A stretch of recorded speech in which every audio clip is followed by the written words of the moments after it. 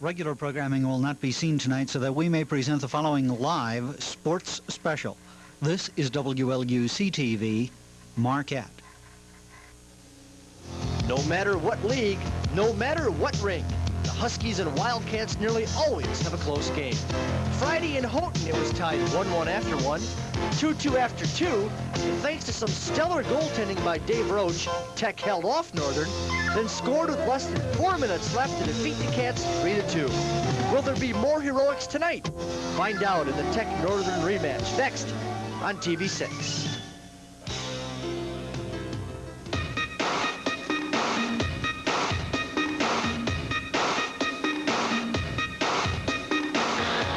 From the Lakeview Arena in Marquette, this is Wildcat Hockey. Tonight, the Wildcats of NMU host the Huskies of Michigan Tech.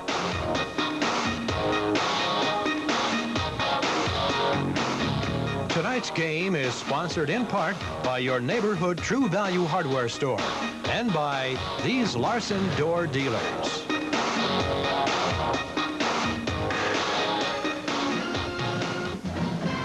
Good evening, ladies and gentlemen. Welcome to a very frigid Lakeview Arena. Steve Violetta along with Jerry Sullivan. Just moments away from one of the UP's great rivalries, Northern Michigan versus Michigan Tech in hockey. Now, we got two teams here, Jerry, very, very evenly matched as they have been over the years, but their methods of operation completely different this time around. Right. Northern has the offensive team this year. They're about 20 goals better than Tech score-wise. But on the other hand, Tech is a better defensive team. They're about 20 goals better defensively. So last night, with Tech's win, the defense beat the offense. Tech, of course, playing without team captain and their top defenseman, Dave Ryerson. That forced them last night to go even to more of a defensive shell than they normally would. Yet they did something a little different with their forwards that they haven't done this year, and it gave Northern some trouble.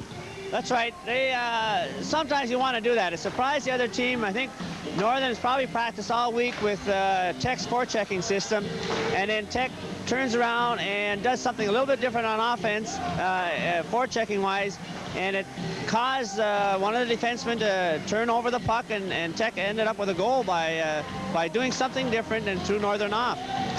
Playing here at Lakeview tonight, of course, very important for Tech to have won that first game last night in the series. But there's not really a home ice advantage when it comes to these two teams. Not very much. I think both coaches realize that the other team plays well in their rink. I guess Tech has a little bit of an advantage at Northern, but Northern normally has a good game up at Tech. We'll be right back with the opening face-offs and the national anthem right after this.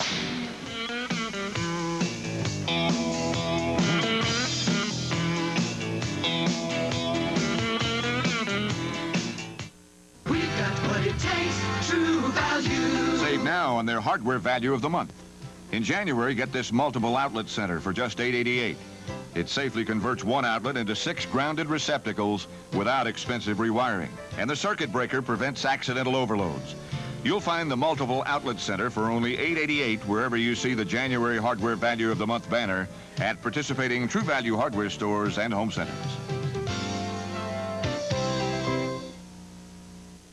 Since its introduction as one of the industry's first solid wood core aluminum storm doors, the Larson Life Core door has continued to set the pace in storm door quality. You can choose the designer, self-storing, crossbuck, jealousy, or full light. Larson's innovative process combines the strength and insulation qualities of a solid wood core with the durability and maintenance-free characteristics of aluminum. Larson doors available at McGann Building Supply Hancock, Lofholm Building Supply Norway, and Consumers Building Supply Ishpeming. We're just moments away now from the opening lineups here at Lakeview Arena. Northern, of course, lost last night up at Michigan Tech by a score of 3-2. You saw it in the open there, and maybe you caught it on the 6 o'clock news, kind of a controversial goal. Ralph Voss was injured and down in one corner. The referees, though, allowed the play to go because Tech had a good scoring opportunity. They really did not want to stop it at that point. And in a goal-mouth scramble, Donnie Porter knocked it home. There's Rick Conley looking on, looking for the Wildcats to get a split out of this series. Rick Conley's birthday tomorrow, as a matter of fact, so that'll make a nice gift for him. Right?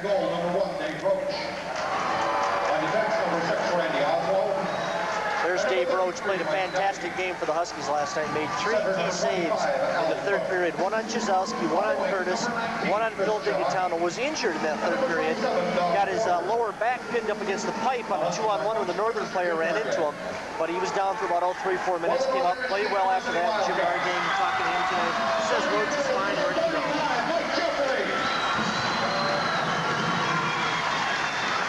Northern making a goalkeeping change for tonight's game. And number 4, Phil Digitano. Center number 15, Gary Evans. On the wings, number 8, Rob Boss. And here's who we've been waiting to see here. Chizowski's up on that wing. About 20 minutes ago or so, we were informed that Northern had made a lineup change. And as soon as we do the national anthem, we're going to tell you about it. Band plays our national anthem.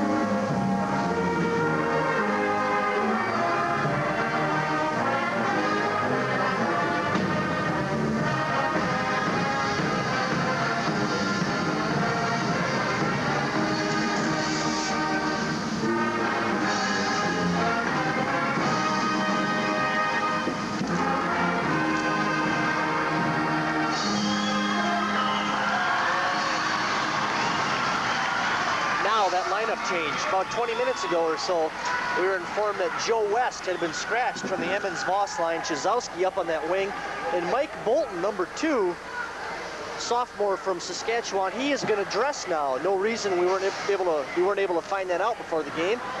Sometimes you never know. Coaches just go on a hunch sometimes. Well, yeah, whether it's an injury or whatever, here's the WCHA standings. Minnesota and Minnesota Duluth had a great game last night, 6-6 tie in overtime, and you can see why. They're both right up there. And North Dakota in third place at 27. Then we've got a bunch. Colorado College, Wisconsin tied, Michigan Tech, Denver, and tied. And then Northern trailing, but only by 1 point behind Denver and Tech. Yeah, the first 4 get home ice advantage, and you know when you've only got 2 points separating 4th from 8th, you got quite a race. And boy, the meat of the schedule coming up down the stretch. Right, here too. they're playing each other a lot this second half. Northern is switching with West missing. He's got 36 points. Bolton coming in has 1, so that's got to hurt them offensively. Northern also made a change in goal with Jeffries playing. And there's Dave Roach. And you know, another thing why I wonder why that move was made is we're expecting Northern to come out and really play the body here tonight. Rick Comley says that's how they're successful. And of course, any good Wildcat fan knows Joe West surely doesn't back down from anybody. Play loose at center ice now, and Voss is going to walk in. He's got Emmons. The pass was just too far ahead of him. Skips by him, back behind the net now. Just underway from Lakeview. This is Mike Neppy trying to start the Huskies out. Mike Neppy really having to pick up the slack as Jeffrey makes his first save. Neppy having to pick up the slack with Ryerson out. Neppy goes to the bench now. He may be injured.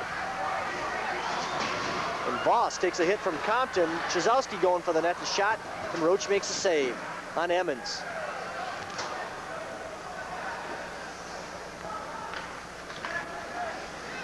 Ellie Cook up ahead to the wing to Chihaki, and he was knocked down by Grade. This is Grade trying to go around Compton. The bodies are flying already. Tech now 2-on-1. He's got Archibald in front of the net. And Morosti's pass just didn't get there. It was broke up. Becker keeps it in at the point. The freshman playing in place of Ryerson on defense. Only his 3rd game of the year. Oh, right out in front. And Hannon had it, pulled the trigger, and just misfired on it. Bobby Curtis, a long shot wide. And pretty good pace being set by both teams right now. Comes loose. Maury playing up in the wing tonight. Just threw it in front. Randall tried to keep it in the zone, but the Huskies knock it out of there.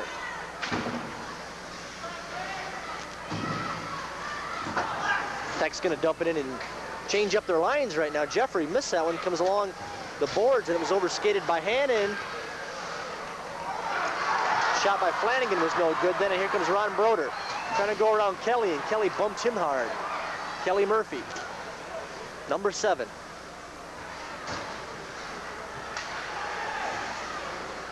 Delayed offside on Northern in his track. Touches it, they're going to blow the whistle. Or Lundeen, rather, in the Last night, WCHA, there's that 6-6 tie. Colorado College 4, North Dakota 3 in overtime. Another overtime, Wisconsin 8, Denver 7.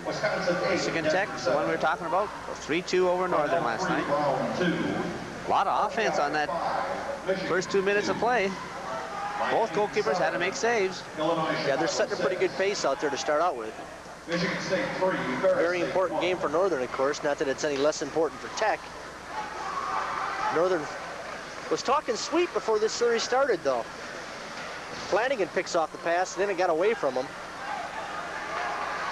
Lundeen tried to start a rush out, but the Huskies knock it back.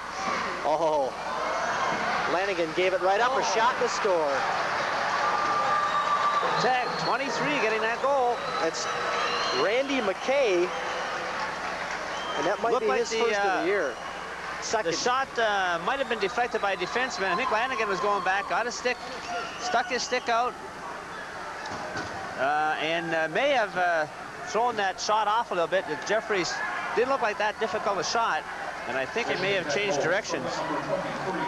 That's Randy McKay. It's only the 13th game he's played in this year out of 27, only his second goal, and he's got the Huskies on the board, unassisted. So Tech grabs the lead. Digitano grabs the puck. Turns at the Tech blue line. He's around the defense, but he walks and he scores! The Wildcats get it right back. Wait a minute now. They're waving it off, I think. He rushed over to see the referee. Topper Shaking his Ritchie. head, maybe no. Linesman's going to the blue line for the face-off, so I guess it was offside. Well, it must have been a whistle or something. Yeah. I didn't hear one. Let's watch it. You can't really tell The person, I think that was offside, was over by the bench here. Yeah, you can't tell if there's anybody in the zone or not there, really. Nice shot. because the play was offside. Yep, that's the official ruling, was offside. So the Wildcats looked like they had just tied it up. Instead, Tech still leads 1-0. Oswald for Tech behind the net. Centered in front. There's a shot by Digitano. Gets it this time. No offside on that one. They had to play. Took the Tech defenseman out on the boards. Here's Oswald going in. Jazowski, nice play here. Takes the man, gets the puck too. Then Phil comes in from the blue line. There's a screen out in front. Good low shot. We got a tie game. That comes at 3:01.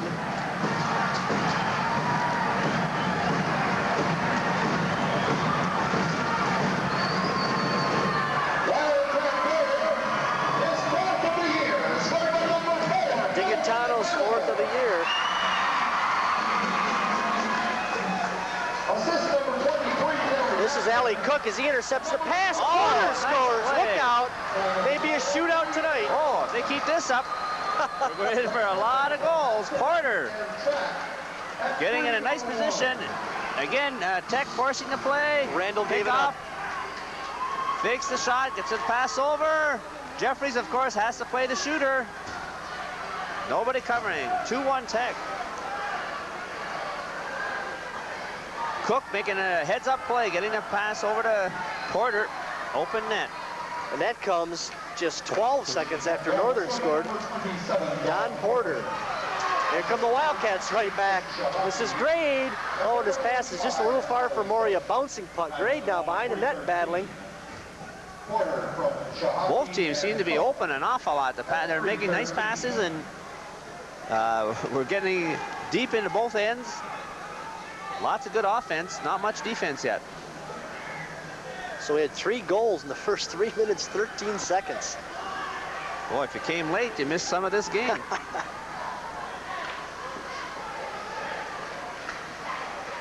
Back to the point, Savarin, and Roach had to move quickly on that one. This is Porter. Chahaki scores! Top corner, Oh, Chris Chahaki. boy. 3-1 Tech. Nice drop pass by Porter. Here it is, Porter carries down. DiGaetano comes over, he drops it. Chahaki, he's also got somebody out front. I don't know if Jeffries could see him coming in late, but there wasn't much to hit, but he hit it. Who said Tech was a 3-1. defensive team? Oh. Michigan Tech goal scored by number 19, Chris Chahaki. 3 goals in 40 seconds there. 27 down corner. Chahaki getting his 22nd goal of the year. He's their leading point getter and goal getter. At 3:41. Porter and Compton draw assists on that. Now the Archibald line is out there. This is Archibald, but it's offside. He had a big goal last night for Michigan Tech. Put him ahead 2-1 at the time. Right, that was unassisted. That was the one where they forced Northern to give it up. Here's Tech scoring. You got a defenseman in second place. Chahaki would have a goal to that, 22 for And 38, assist. and an assist. So he'd have 39 points. Having a great year. This is Randall now. 3-1 Tech. If you just tuned in, we're only 4 minutes into the game. Mike Jeffrey getting the start tonight, and he hasn't had a lot of help out there, I'll tell you that. That went through Murphy's legs, and a drive is wide by Brodeur. Now Lundeen trying to keep it in. Charlie making an appearance for the Wildcats tonight. Got away from him, picks it back up now. And Dave Permel will chase for the Wildcats. Morasti right on him, goes behind the net. He leaves it for Randall, skipped over his stick. Huskies with some solid forechecking. And they have the puck, hand and a shot. Jeffrey made the save on that one. Northern's just trying to get it out of there. They finally do. This is Lundeen moving down on his backhand, trying to go around, ridden off the puck, nice by Oswald. Right bumps into Morasti. He threw it in front, it was nobody there, and here comes Tech 3-on-2. Down the left side, this is Doug Harris. Oh, and Bolton, who, as we said, replaced Joe West in the Wildcats lineup tonight, just moments before the face-off, almost gave that one up. This is McKay, he's got the first goal for Tech tonight. There's a drive tipped right in front, and Jeffrey had to move quickly on that one. Good save. He was screened. So he had to anticipate where that puck was going to be. He got the big pad on it and then covered it up. And that's what the defense want him to do, is make the save and then don't give up that rebound. Here's the shot. Gets in the middle. He's got a Tech player and a Northern player crossing in front of him. And he draws it in for the whistle. This is live action now, and a shot was just wide there. The Huskies have tremendous pressure on early in this contest. They lead 3-1. This is Emmons trying to get something going for Northern. Emmons flying down the ice. Trying to go around Neppy, who's back out there now. Neppy was shaken up on his first shift. Big pile up in the corner. 2 each from each team. Northern's got a way to get back on side. And Bolton gave it up to McKay. Nice move there. Still puck is loose. Now Lanigan to Chizowski. He had a goal last night. His pass is just a little too far ahead of Bobby Curtis. Oswald, Curtis bangs him into the backboards. Voss is in there along with Jordy Hamilton. American Legion post 44 battle. Curtis going in. Here's Northern scoring now. Almost the same, the leader with 39 points, Emmons. See Voss with 39. West, who's not playing tonight, with 36. They really miss him. Curtis, 29, and Randall with 26. Curtis only needs 3 points to tie for 9th place in the all-time NMU scoring list, so that's something to look for tonight. Next Saturday, January 26th from 10 till 5 in the Donors Room here at the Lakeview Arena. Good clean game so far. Good hits. Lots Sticks of are down. Yep, lots of skating.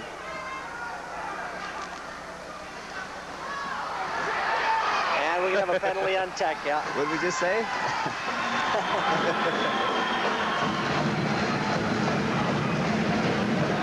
First point of the game. So Northern gets their first power play attempt of the evening. Last night they were 2 for 5. And I'm sure they'd like to score one here early. Not let Tech get too far ahead. No, especially in their building and them really needing the win since Tech won last night. Not that Tech doesn't need it either, of course. No, that's right. They both need it. But you don't want to lose it in your home rink. Exactly. Like we said in the pregame, though, the Huskies have played well down here. They're 7-4. And a lot of that has got to do, I guess, with the fans. You know, each team plays well in each other's rinks. Is Maury at the point now. That's got to do with the fans, I guess. You always have a good following of fans. Maury a drive, and that's blocked in front. Hannon trying to clear, and he does. A race for the puck now. Maury behind his net to Emmons. He sidesteps a hit neatly. This is Curtis. There's a long shot, and Roach went down low to block that. Killing this penalty for the Huskies, we have Barry Ryuta, Paul Stone, who's in the lineup tonight, Kelly Murphy, and Brian Hannon.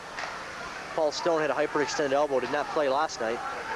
Seniors back in there tonight, though. This is Curtis, drive, Roach again with the save, Emmons, rebound. He's got Maury at the point, the pass comes to him.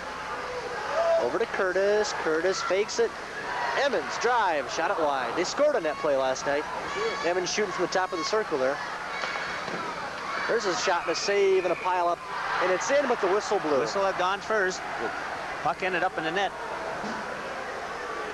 Northern's moving the play puck around very well. Here's a power play. You can see Tech is very high, second, but Northern fifth, right in the middle of the bunch.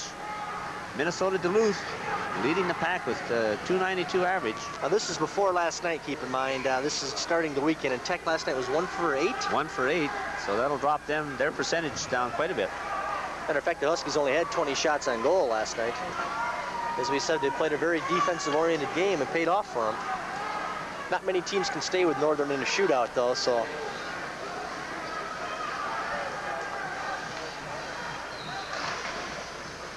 Dave Maury. Curtis. Randall out there also on this power play along with Emmons and Voss. And it gets by Curtis and down the ice, 44 seconds left in the Northern power play. Huskies sending 2 people into forecheck again, and it comes to Morasti, and he shot it wide.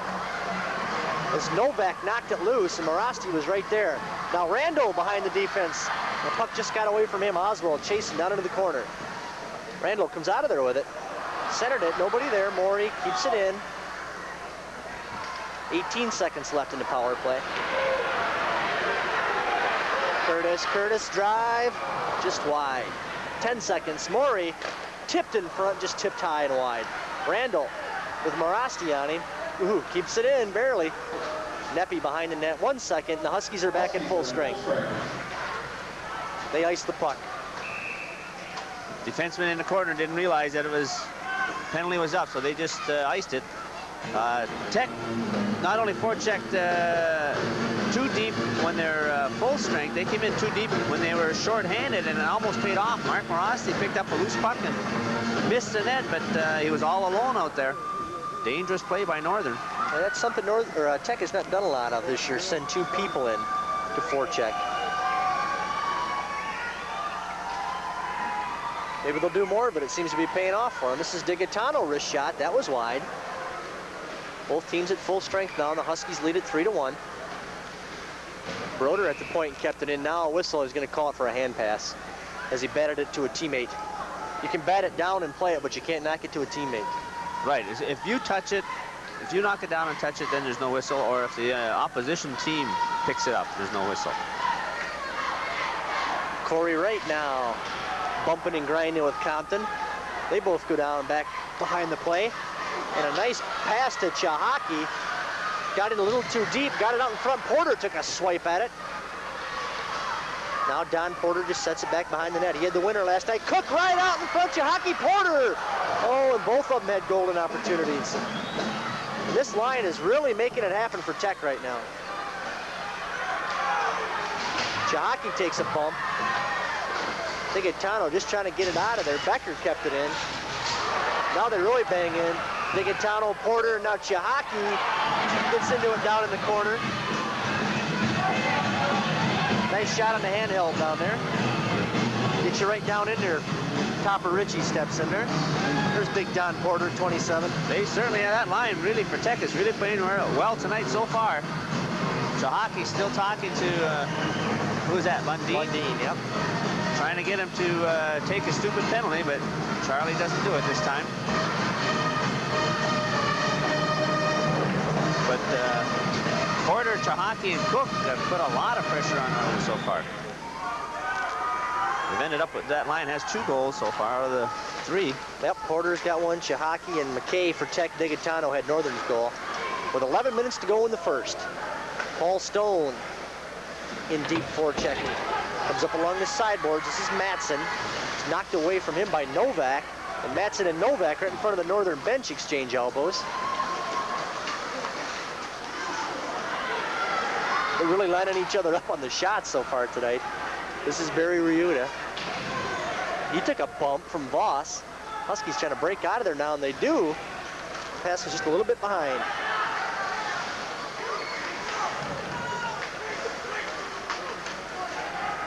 Glenn Hartley down the right side, and Kelly Murphy with him. Hartley behind the net now. Threw it in front. Bolton trying to get a shot away. Does! Oh, and Roach had his glove up there, and there was a lot of whacking going on, and I think he lost sight of it. Now Track, I think, drew a penalty in front of the net. A penalty or a high stick? I don't know. There's a lot of pushing and shoving going around in front there. Tech player, Ryuta, 26. Yep. I thought he had the same call. 26 black with a high stick. High stick by Ryuta in front of the net. Of course, his father an All-American at Tech. Right. There, the puck. It looked like the puck was hit with a high stick too. I thought maybe that's what the call was. But maybe Tech hit with a high stick. 2 minutes for high sticking. High stick is the call. We're going to get a chance to see the Northern power play again now. At 9:45. It comes at 9:45. Halfway through this first period almost. We had 4 goals in the first, 3:41 tonight. So if you got home a little late from dinner or something and sat down to watch the game, well, you might have missed them. It came quick. There's going to be a lot more, though. This is Curtis. I think he was trying to set up Emmons on the pass there, and Emmons backed out at the last minute. And it was way wide. Now this is Randall keeping it in, threw it right to Morasti, and Morasti just going to flip her down the ice.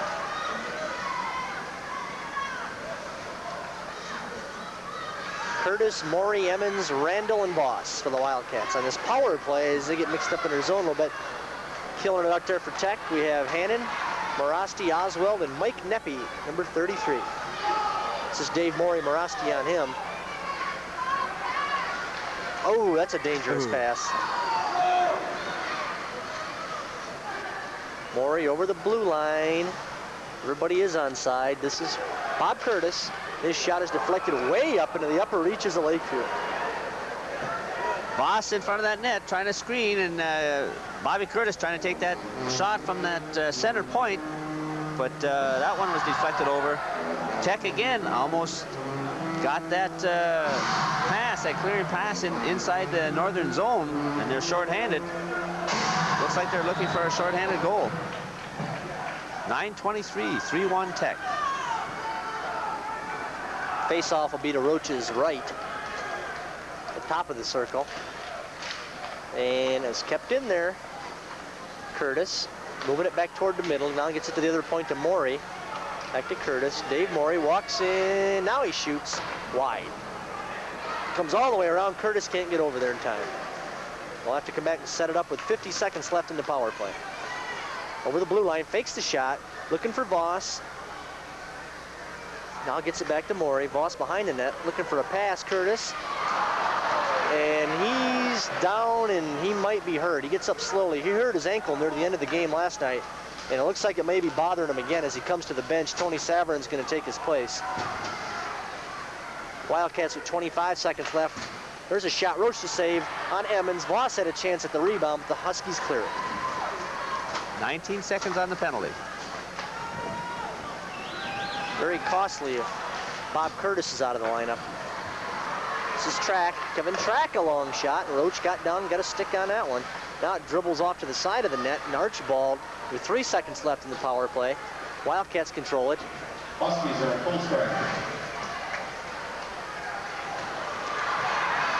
Comes out of there right in front. Emmons battling the whole way. And now Emmons gets tied up with Morasti, a pair of 15s there. Neither one are fighters, I don't think. They just covering each other up. Emmons looking for that loose puck, and Mark trying to get him out of there. Had some close calls, but again, Roach is anticipating it. Goalkeepers have to anticipate because they've got so many guys in front of them. They have to kind of guess where that puck's going and be there. That's where scouting and watching films and all that comes in. You try to know the tendencies of what players do in certain positions with the puck, what shot they like to go with. And players, too, of course, they like to know what's the goaltender's weakness. Can you beat them high in the stick side, high in the glove side? Both teams at full strength now. Roach is going to hold that one up for Oswald, but he was beaten to the puck by Corey Wright. But he comes out of there with it now, up on the left side. Now over to the right side. Savarin back, and McKay on him, and Charlie Lundeen. I'm not sure if the hook was that bad, but Randy McKay going into forecheck was hooked on the arm by Charlie, and whether he gave a little bit of extra acting in there, he went off balance and I think went down to one knee, and the referee made the call. So now we see Tech's power play for the first time. And as we mentioned, you know, they were very high in the league. Second, head into tonight, or head into this weekend, I should say. Had some trouble last night, though. We'll see what they can do. I'll tell you the guy to watch on this is 27, Big Don Porter for Tech at 6'3", 190, sophomore. He just goes out, sets up camp in front of the net, in his words, just raises havoc. That's his job, try to tip the shots in. He'll just set up camp right in front. There's the pass, a little far for Cook, stays in though. Permel chasing, he flips it around, comes to Grade. Porter on him, bumps him. Northern doing a good job though. Let's set the Tech power play for you now. Besides Porter, Allie Cook is out there along with Hannon, Neppy, and Chris Chahaki, of course, the leading scorer on the team, number 19. That's Hannon walking right in. It was knocked away from him, though, and Randall clears it out of there. Killing this penalty. Wildcats are going to change up to get some fresh legs on with Track and Maury, but Randall and Permel are also out there with 6:40 left. Pass was just a little bit far for Porter, and they're going to two-line it, so it was an icing call. Yeah, it looked like he was trying to get Porter crossing Northern's blue line. He was behind the forecheckers, the forwards that were forechecking, but too far ahead. So it goes for icing and comes all the way back into Tech's end for the face-off. It's interesting to hear the older people screaming on the power plays, like especially here at Northern, for them to shoot more, because they're not used to seeing the setup plays. You know, when the older teams played, they didn't have the plays that the hockey teams have nowadays, and it's a little frustrating for them. That's a good point. A while ago, it was just hack away as many shots as you can. Now they look for quality shots. Right. That's exactly how Northern scored one last night on the power play. They set it up real nice to Emmons over on the left side, top of the face-off circle, as Jordy Hamilton bangs, and there Randall trying to keep control. It's knocked away, though. Like Dave Randall logs a lot of ice time for this team. He's tied up with Novak now, and it's still deep in the Wildcat end. Right back to the point. Harris, ooh, dangerous pass. Hit Morasti in the skate. Morasti made a dangerous pass, getting it back to Harris. That's Novak. Tipped it in and steered it into Archibald into the corner. Number 14 left it there for Randall. Kept in nicely. That's Morasti. He's got a man in front, Archibald, and he spun around and fanned on it back to the point. Doug Harris drive. That was blocked by Track, and he took quite a shot. Jordy Hamilton scores.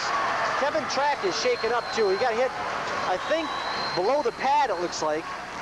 Well, it looked like the foot or knee.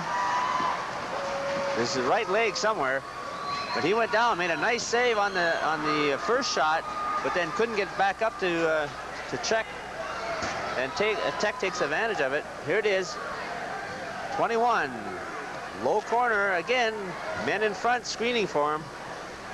Jordy Hamilton, his 12th of the year. Oh, and they got a chance at another one here. Walks right in, and Jeffrey made the save on Tim Flanagan. This is Flanagan again, centers it for McKay. Emmons trying to get it out of there now. 4-1 Tech. There's a long shot, and Roach gloves that, holds on. Yeah, he does decide to hold on to it. Tech getting their chances. I don't know if Northern figures they're breaking out. Men are moving out, but Tech's going back towards their net. 4-1. 5:21 left in this period. I tell you, we're going to do a little something different between periods, between the first and second period tonight. We picked a darn good night to do it so far anyway. We're going to take you into the Tech locker room live between periods here. We're going to have a live camera and a live mic. We've got nothing planned. We don't know what's going to go on, but we're going to bring you in there and show you what it's like. And the Huskies should be pretty jubilant right now with a 4-1 lead and 5:15 left here in the first. Looking for more. The long pass picked off the boards. Chahaki, and his shot is wide. There's that big line with Porter and Cook out there again. Porter is loose in front. Can't get the pass to him now. Cook swiped at it, kept it in. Porter's backhand pass is knocked away. This is Chahaki back to the point. Ryuta, a shot tipped right on loose in the crease, and Jeffrey's going to hold on to it. Good shot by Ryuta. Rather than taking that slap shot, he got the wrist shot away and got the puck on the net. And it was almost there for a rebound. Porter was crossing in front, but Jeffries covered it up. Too many defensemen like to use that big slap shot and try to score from that far out. The idea is just to try to get it on those pads and make the goalkeeper save, and then let him give up the rebound for the so-called garbage goal in front of the net. Both teams at full strength now, and Jim Nargang is going to change them up. Hannon's line is out there with Archibald and Morasti. This is Bolton. Leaves it behind the net for the other defenseman. Flanagan, he's bumped, comes up along the sideboards. Curtis tried to steer out of there, and Hannon had Archibald, but the pass hit a skate, or Archibald would have been in clean. That's great. His shot is blocked. Curtis picks up the rebound, backhands it, and Roach, looks like Darrell Evans or somebody just snatching a throw out of the air at first base. He puts the old glove on that one. Good to see Bob Curtis out there. I'm sure Northern is happy that he's able to keep skating. And I don't see any extra tape on his skate either, so I guess it's not as bad as it was. It just jolted it when it got hit there on that power play they had. Rod Poindexter injured a shoulder for Northern in the game last night. Morey trying to make a move, and it was knocked off his stick. As I was saying, Poindexter hurt a shoulder in the game last night in Houghton, and he is not dressed tonight. Bobby Curtis also banged up that ankle. Grade trying to get around the defenseman. He's tied up. They do a little pushing and shoving. Exactly 4 minutes to go, and the Huskies ahead 4-1. Morey is going to go to the box. Got a hand up. Delayed penalty on Northern. As soon as they touch it, we'll have a whistle. Archibald making a move, getting away from Dave, and then Dave standing still reached for him. We'll hear what the call is. Tripping. Penalty killing. You can see where Northern is fifth. 14, Dave Morey. 2 minutes for We'll see if they can maintain. Wisconsin normally is up there year after year at 816 average. Minnesota, Duluth high. They're both high penalty killing and high power play. You can see why they're very close to the league. You know, that's a facet that doesn't get talked a lot about. You hear it all the time in football, your special teams. In hockey, that's true too, and it doesn't get a lot of attention. No, it doesn't. There's the big line out there again too, and it's cleared out of there by Matson as Porter was trying to set up Brian Hannon at the point. This is Neppy. This pass for Chahaki, tried to take it on his backhand, and he's just floored by Matson. Matson takes himself out of the play though, and this is Neppy waiting for everybody to get it so they can set it up on the power play. Corey Wright drilled Neppy, and Permo just blasts it out of there, up into the Wildcat bench. Ooh, going for the glass, I think, but right onto the bench. I think Kevin Track got it. I think he... There's a good shot at Don Porter, yeah. Excellent shot. Gentleman's got 11 goals this year, and 7 of them been on the power play. So he's one of the guys you look for in a situation like this, obviously. That's a big line out there. Chahaki's not that tall, but he's wide. Yeah, he's 5'10", 190. Cook is 6'3", and this is Hannon, who's got maybe the best shot on the team. His nickname's a cannon. Wasn't too happy with his play last night, though. After the game, I was talking to him. He said I was more like a squirt gun out there tonight. Uh-oh, Tech gave it up. And that's Grade with a man in front, Curtis, and he just couldn't get it teed up. Hannon bangs him in the corner. Minute 13 left in the Tech power play, and here they come. Porter cruising at the northern blue line, looking for the pass. This is Neppy down the right side. Porter streaking in front. Neppy gets it to him. Porter fan on it. There's a backhand. That was wide by Chihani. Around and Cook trying to keep it in and does. Now Porter's down in the crease.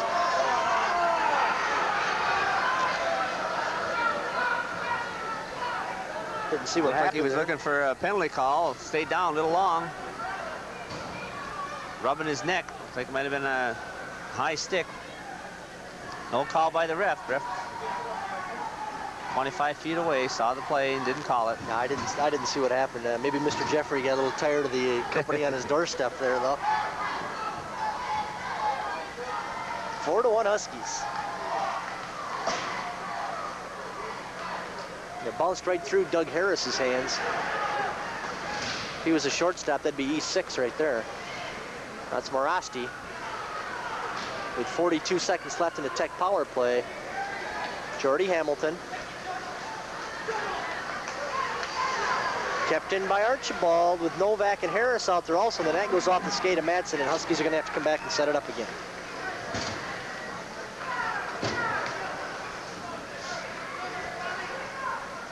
.21 seconds left. Harris can't keep it in, gets by him. Curtis will get in and forecheck along with Jeff Grade for the Wildcats. Harris up the right side, Hamilton over to Morasti. He'll just carry. Makes a nice move on his backhand now. Try to get the pass across to Archibald as the Wildcats are at full strength. And Becker on the ice quickly. Flips it long into the northern end. Minute 43 left in the period. Wildcats trying to break out. Stone kept it in nice. Paul Stone. And Jeffrey just made a big save there. Now it's loose off to the side on the backhand. Tipped in front. Oh, look at the Huskies storming the net. Tried to tuck it in the short side of Stone. And Jeffrey again, right in the slot now. The pass for Flanagan, and it's too far with a minute 19 left. Flanagan kept it in. That's McKay. Ooh, I don't know what the, it looks like what a hand pass call. It's call the offside. Maybe we'll get a chance here to see what happened to Donnie Porter on that power play there. Oh, There's there it that is. stick. Yeah. Jeff Grade getting it up pretty high. Nice shot. Oh, they gave it up. McKay looking for his second goal of the night, and Jeffrey shut the door on him. Becker kept it in with a little trouble, but got it in there. And this is Flanagan. Threw it in there for Stone, and it got by him. We're in the last minute of play. Randy McKay. Paul Stone, number 20, senior from Flint. Back to Stone, in front McKay, and he shot it high. This is Flanagan. This pass picked off by Randall. I'll tell you, Tech's getting a lot of mileage out of their fourth line tonight, too. Flanagan, McKay, and whoever the center is. Got a delayed penalty call on Tech. Jeffrey comes to the bench. Northern trying to get a sixth man out there. As soon as Tech touches it, they're going to blow it dead, but the Wildcats still got control. This is Digitano, shot wide. They've held play here on the delayed call for quite a while in the corner. Chizowski behind the net. Voss tried to throw it in front. And now finally a whistle. Now a little pushing and shoving. It's Compton and Digitano.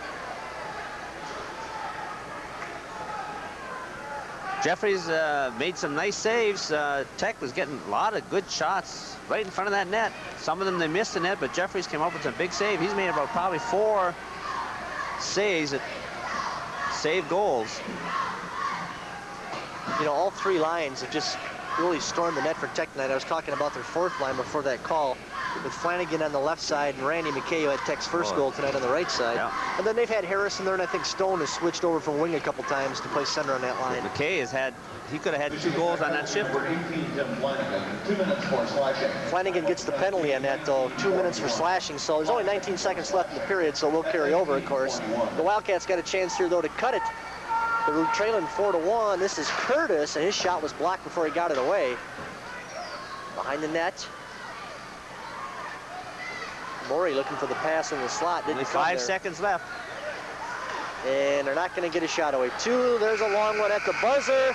And Roach made that save and then stopped Morey after the buzzer. Yes, and I want to remind you, don't go away because Tech leads 4-1.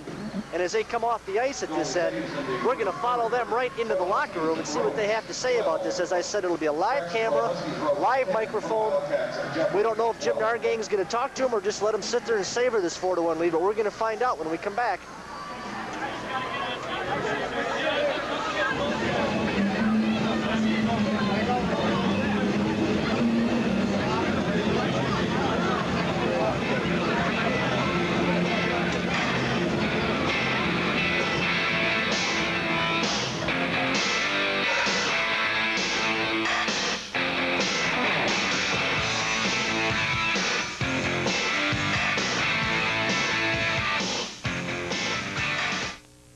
Where do you go when you need a loan? Millions of Americans turn to their credit union because a credit union knows its members and exists only to serve them. So whether you need a loan for something big or for the little things in life, your credit union is there for you. And often with a better deal than you can get at banks and savings and loans. Your credit unions in Crystal Falls, Ishpeming, Menominee County, and in Marquette say now is the time for you to join the credit union family.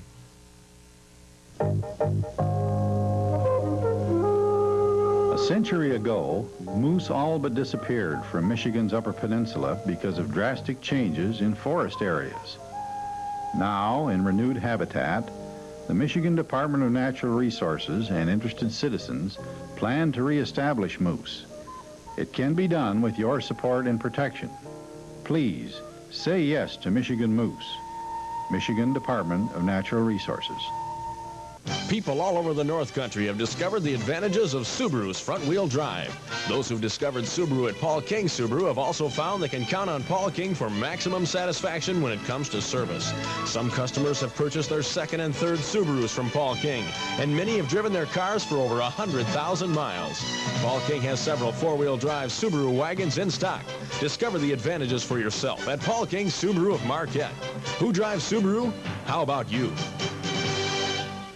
DC Equipment is this area's leading supplier of new John Deere industrial equipment and used equipment. All used forestry and construction equipment is fully reconditioned in their complete service and repair facility. And for customer convenience, DC Equipment has a toll-free watch line for both Michigan and Wisconsin service. In Michigan, call toll-free 1-800-562-9103. In Wisconsin, call toll-free 1-800-835-5353. For information on sales or service, call toll-free. Looking for better ways to serve you? That's DC Equipment in Menominee and Escanaba. Welcome back, 4-1, Michigan Tech in the lead. Before we get on to the locker room, I'd like to publicly thank Jim Nargang for letting us do this. You know, there's absolutely no reason that he had to, but he was nice enough to agree to it, and we really appreciate it. And it may work out well for both teams. Boy, I'd hate to be down or now if they were down 4-1. But the Huskies, as I said, ahead 4-1 goals by McCabe, Porter, Chihaki, and Hamilton. Degatano had the Wildcats' only goal. So let's get down to the locker room and see what the Huskies are saying between periods. Right, no, but see, don't push him in the middle. I guess that's what happened a couple of times. Sometimes I remember. Right? Seems like if I push him in the middle, I don't think he did it. He's going right on his feet. Yeah, I want him to the side, don't push him in the middle, then he shots down.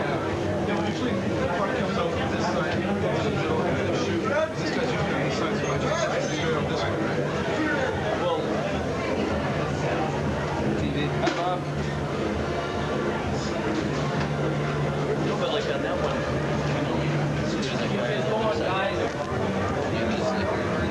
Got him down, let's take the boots to him up there.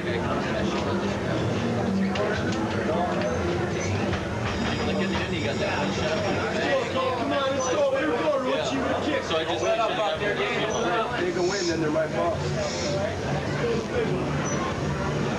Come on, you're net up.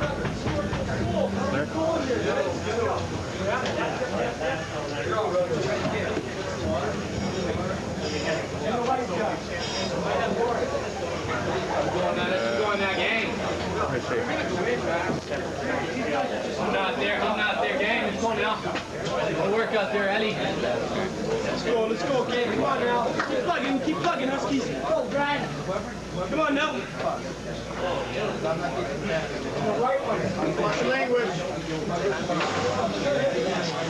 Hi, Mom. Don't be guys. Come on. Don't be dumb. Suck it up, guys. Gonna stay 5 on 5. First time in 3 guys.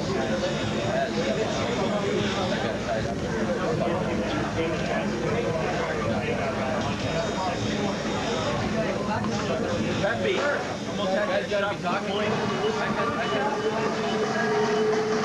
Now, what do you think they're talking about there? Can you tell, Sully? Can't see you. I think it's maybe on their power play, getting that puck into the middle. That's Herb Boxer, the assistant coach, Bill Roll, another assistant coach. A lot of times it's helpful, you know, I have those 2 guys and other people that are just that are in the game watching. Nargan's got to watch for the players on the ice and the changes and to see who's tired out there and that. And a lot of times he can't see what Northern's doing. He's paying attention to Tech, and these other guys, Mel Pearson there, Bill Rowe, and Herb Boxer can pay attention more to Northern's game, and then come in and help Jim, you know, with that between period help. Where finding out what Northern's doing special and pass it on to the rest of the players. I think earlier if we read the lips of goalkeeper Roach, it sounded like he was trying to tell the defenseman which way to push the players that are standing out in front of the net. I think a lot of the shots are coming from the middle of the rink, middle of that blue line, and he's telling them to move to the side so that he gets a better view of that shot. I have to admit, I'm surprised the way Tech has come out and really grabbed control of the whole game so far. You know, we expected Northern to come out and play the body, try to knock Tech off their skates. As Rick Comley says, when we play a physical game, we do well, and if we don't do well. So I really expected them to come out here and try to literally knock Tech off their feet, but, you know, it was just, what was it, 2:29 in, 2:29 as a matter of fact, and McKay had the first goal of the game for Tech already. And then Digitano came back just, 31 seconds later to tie it, and then Tech, boom, boom, boom, 3 goals in a span of about 11 minutes. Yeah, Tech has played a very good game offensively.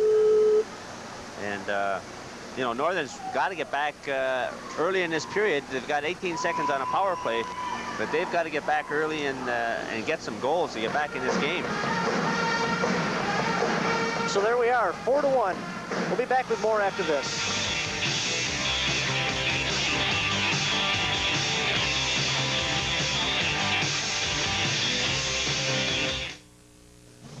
The First National Bank of Ontonagon has just what you're looking for in a financial institution.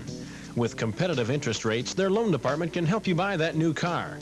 They have savings plans like the certificate of deposit to help you provide for your future. And they have conveniences like drive-through banking. But what people really like is the friendly hometown service they find at the First National Bank of Ontonagon. The First of Ontonagon, an independent community bank. Member FDIC. H&R Block, where more Americans find a bigger refund. I couldn't have done it without you. I couldn't have done it without you. Couldn't have done it without you. I couldn't have done it without you. Couldn't have done it without you. Now, we can't promise everyone this, but in a recent survey of customers who got refunds, 3 out of 4 believe they got bigger refunds than if they did their own taxes. 3 out of 4. I couldn't have done it without you. H&R Block, where more Americans find a bigger refund. What can we find for you?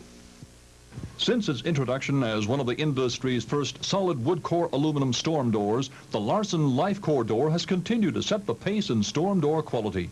You can choose the designer, self-storing, crossbuck, jealousy, or full light. Larson's innovative process combines the strength and insulation qualities of a solid wood core with the durability and maintenance-free characteristics of aluminum. Larson doors available at McGann Building Supply Hancock, Lofholm Building Supply Norway, and Consumers Building Supply Ishpeming. So you're really going to save for that vacation this year. Start now during savings days at True Value hardware stores. Feel the warmth from this True Value fan-forced electric heater, just $29.95. And heat up metal with this Master Mechanic propane torch kit, only $7.99. Beat the weather with Wells Lamont split leather gloves, just $4.44. Then reach high with a Keller aluminum folding stool, just $9.99 in the Savings Days Circular from participating True Value hardware stores and home centers. Once again, I'd like to thank Jim Nargang and the Huskies for letting us in there and give you people at home a little taste of what it's like in the locker room between periods. Coach Sullivan, you were very aware of that. And another interesting thing we've been looking at so far here tonight, there's a young man working on a project here for Coach Comley, keeping track of everybody's ice time as far as the Northern people. He has a computer and a screen and a little pen, and everybody's number is on the TV screen, and he touches that with the pen when they come on the ice and off. So that way he keeps track of who gets the most ice time from Northern, and it's kind of interesting when you look at the numbers. It really is. We've got first period, and Randall has played 9 minutes and 28 seconds out of that 20-minute period. Bob Curtis, 9 minutes and 2 seconds. So those two are the only two in upwards of 9 minutes. And then we have a bunch of players, 4 players, I think, that have played 8 minutes. So you can see that, and it breaks it down to shorthanded, how much time they spent killing the penalties, and then also how much time they spent on power plays. So near the end of a game, sometimes this might be very helpful.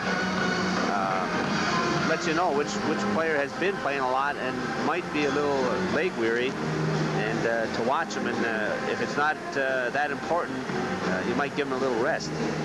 It also just shows, you know, who logs the most ice time as far as who's most valuable. Dave Randall kills penalties, power play, takes a regular shift. How long can a guy keep going like that during the whole length of a season?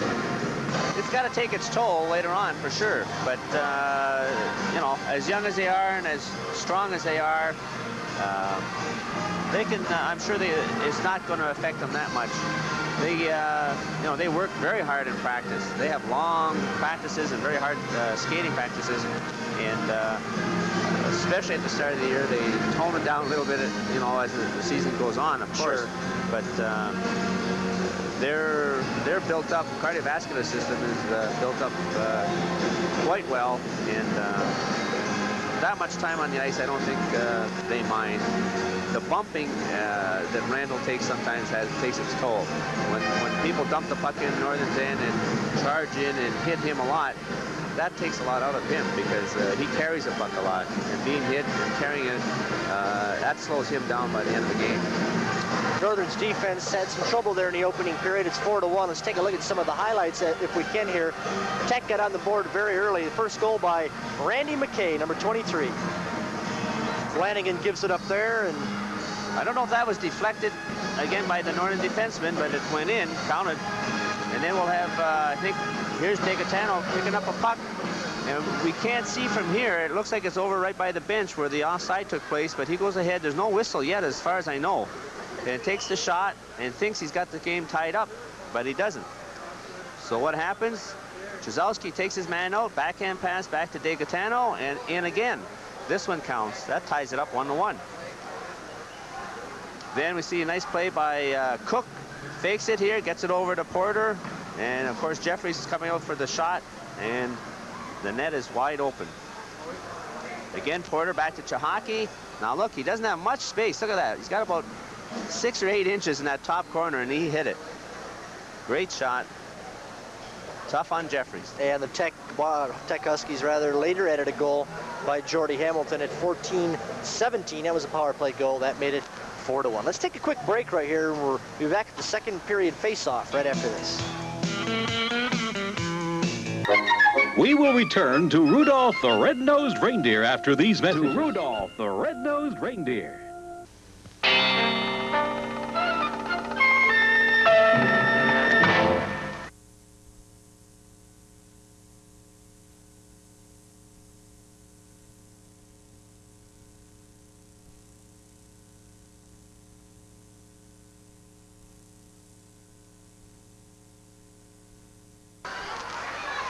Wearing Bill Terry's old number 7. Degatano. Here come the Cats on the breakout now, up to center. Emmons. His shot is blocked. Emmons sent it right through the goal crease. Morasti now. Permel's got him lined up. Morasti got around him. He's got Harris with him. Harris, Randall, nice poke check. Oh, there's Corey Wright on the break. Corey Wright, 2-on-1. What a defensive play by McKay to break that up. Right out in front, and Curtis had it knocked away. Randall over his shot, hit the post.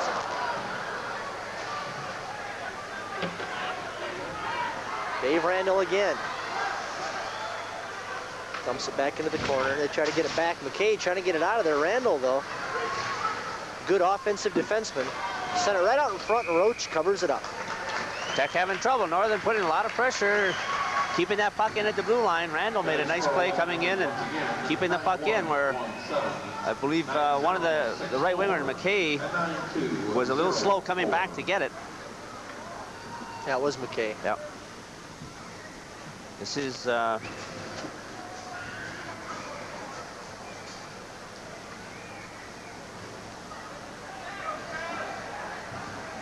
Stone out there. This is, I think, Tech's so-called fourth line against Northern's fourth line. Track, Broder, and Matson for the Wildcats. Hamilton, Novak, and Paul Stone for the Huskies, as Matson got tangled up in the corner with Compton, and Compton is a broken stick, so he's gonna bat it ahead to a teammate, and that, of course, is a hand pass. Good play. So when you want that whistle, get that, there's no penalty for it. Just pass it with your hand to your teammate, and they'll automatically blow the whistle. And his stick was in the far corner. He made one nice kick pass without a stick, but figured just better get a whistle. From ice level now, back to the point. Randall. Roach got a pad on that one. There's another drive, and Broder was trying to tip it, but he was knocked down by Becker. Now behind the net, Becker. And Track is in there also for the Wildcats. How do they see them? Good play by Roach. Two shots that he had to have 3-4 people in front of him and still looked like he could see it all the way, and I don't know how he could. Anticipation, maybe. Yeah.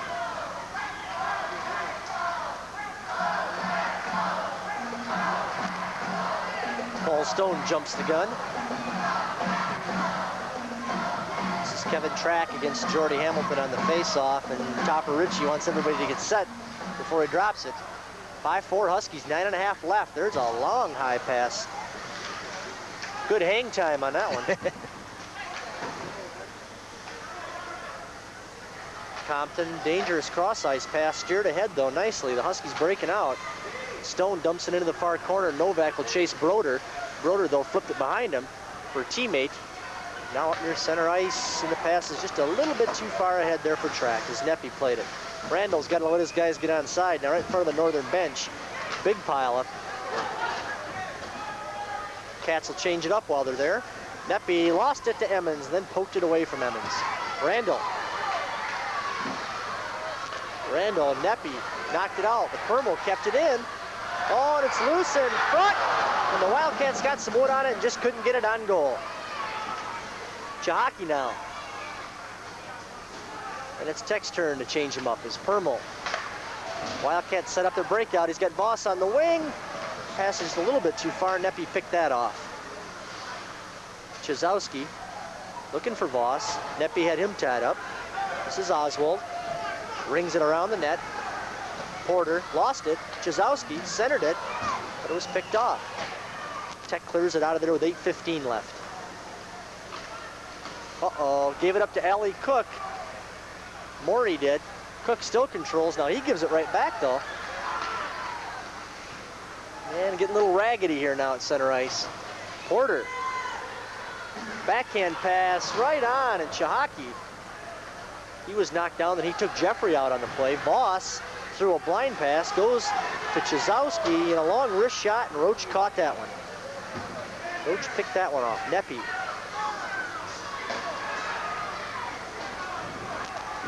Porter comes to the bench, and then the Wildcats pick up the puck, though. Tech back in a hurry, though.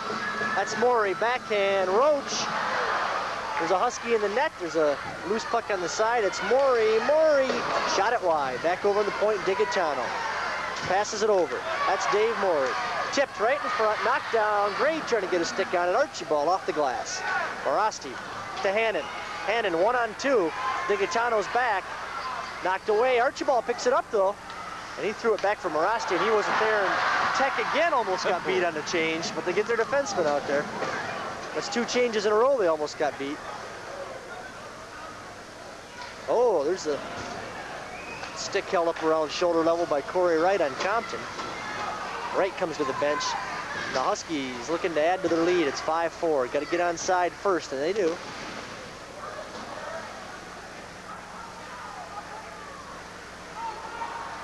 In the corner, that's Harris, number 24, and Flanagan, 18.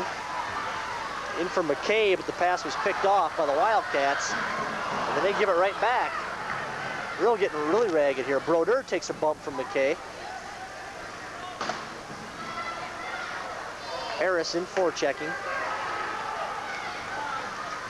Track around his man, but we got an offside on the right wing. And then Becker forward track. Northern is checking a lot better in front of the net. Tech is getting the puck in, getting it in the corner, but in that first period, they were getting the pass out in the middle of the net, or out in the middle of the ice, and getting good shots on net. This period, Northern is intercepting some of them, or if Tech is getting it, there's a man on him right away, and he's not getting that clear shot. So they've tightened up considerably in front of their net.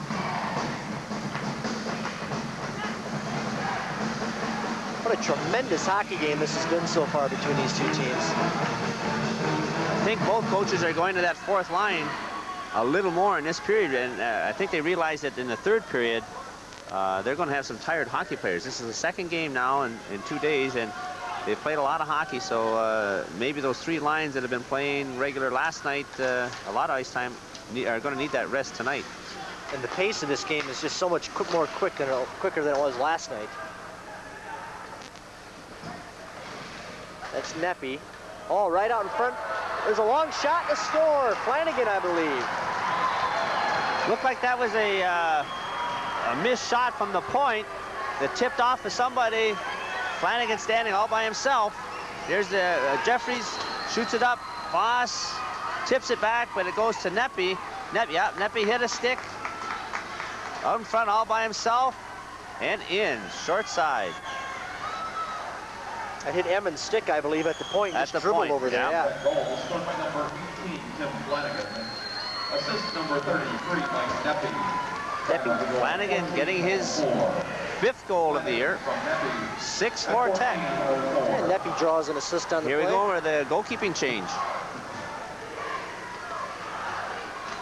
Northern switching goalkeepers. Going to come in. Jeffrey goes to the bench. You can't fault the guy on that. I think Rick Comley's looking out more for his psychological well-being now. I'm not sure, if he's putting the blame on Jeffries. It could be a move to get his team going again the way they were in the first part of this second period. They're taking a timeout here to warm up their goalkeeper. Generis played last night in the 3-2 loss. Not sure how many saves he had last night. Not many. It wasn't a great offensive game by either team last night. I don't have that. Generis, though, was in the nets. Sunday's on TV6 now, don't forget. The comedy hit of the season, Bill Cosby's new series. You ever seen the Cos? You know that's a good one. 6:30 Sundays on TV6.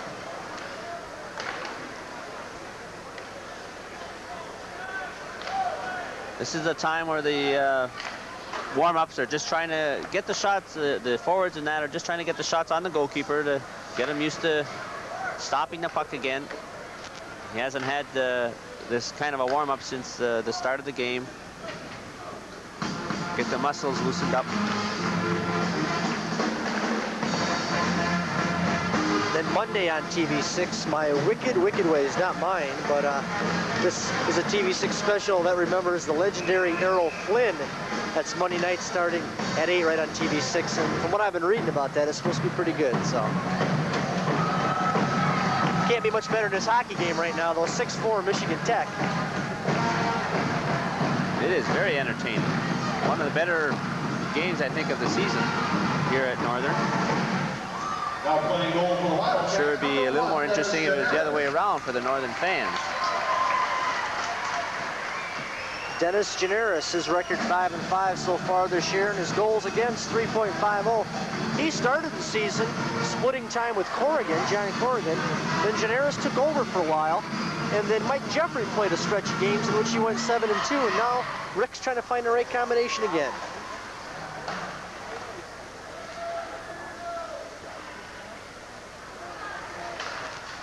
Tech trying to keep it in was Ryuta, but Digitano carried the puck. I think he caught the puck and carried it a little bit too long. Rick calmly calling Dave Morey over. I think trying to get him to quit making that pass up the middle of the ice. It was picked off by a Tech defenseman. Well, to start tonight, Morey was up on the forward line. He was listed as the fourth string center with Track on one wing and Brodeur on the other. And Coach Conley's been a little concerned about Dave Morey psychologically on defense the last few games. That's why he thought it would be good, he said at the luncheon today, to move up to a forward spot for a while. And we know Coach Conley's never been one for the status quo. He likes to change him around. This is Morey. Lost it. Stone checking him, gets it back. And headmans it nicely, but Murphy is there. Kelly Murphy, number 7. I'm going to whistle behind. Delayed offside, I guess. So once Northern touched it inside the blue line, they called it.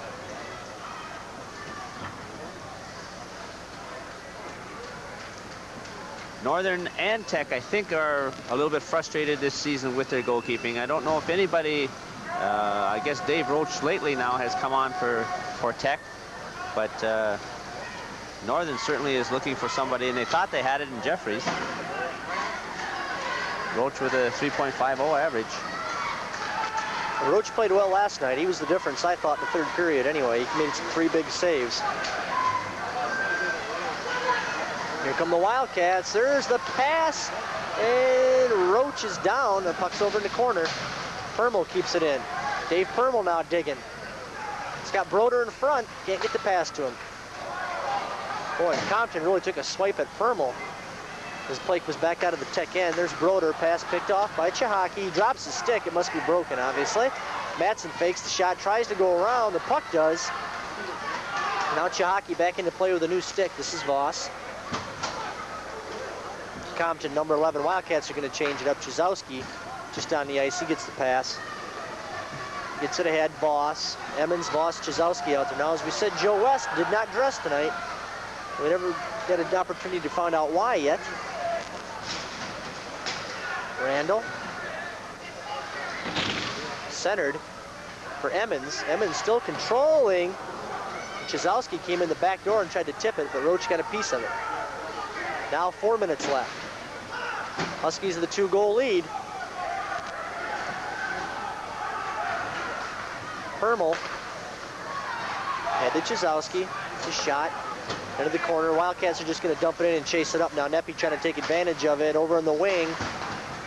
That's Morasti with a full head of steam. Permel, though, gets the puck away from him. Now Morasti behind the net.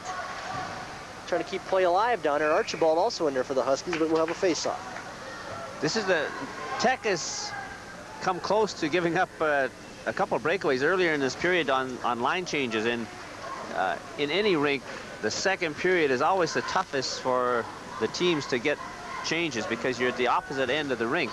Your bench is away from your goalkeeper, and normally you like to get your team off when the puck is going in the other team's end, but it's so close in this second period that it's hard to get them off and not get caught sometimes. Yeah, there was 2 changes in a row they made defensively. They almost let a guy walk in alone, but the pass just wasn't there for Northern. Curtis against Archibald on the draw.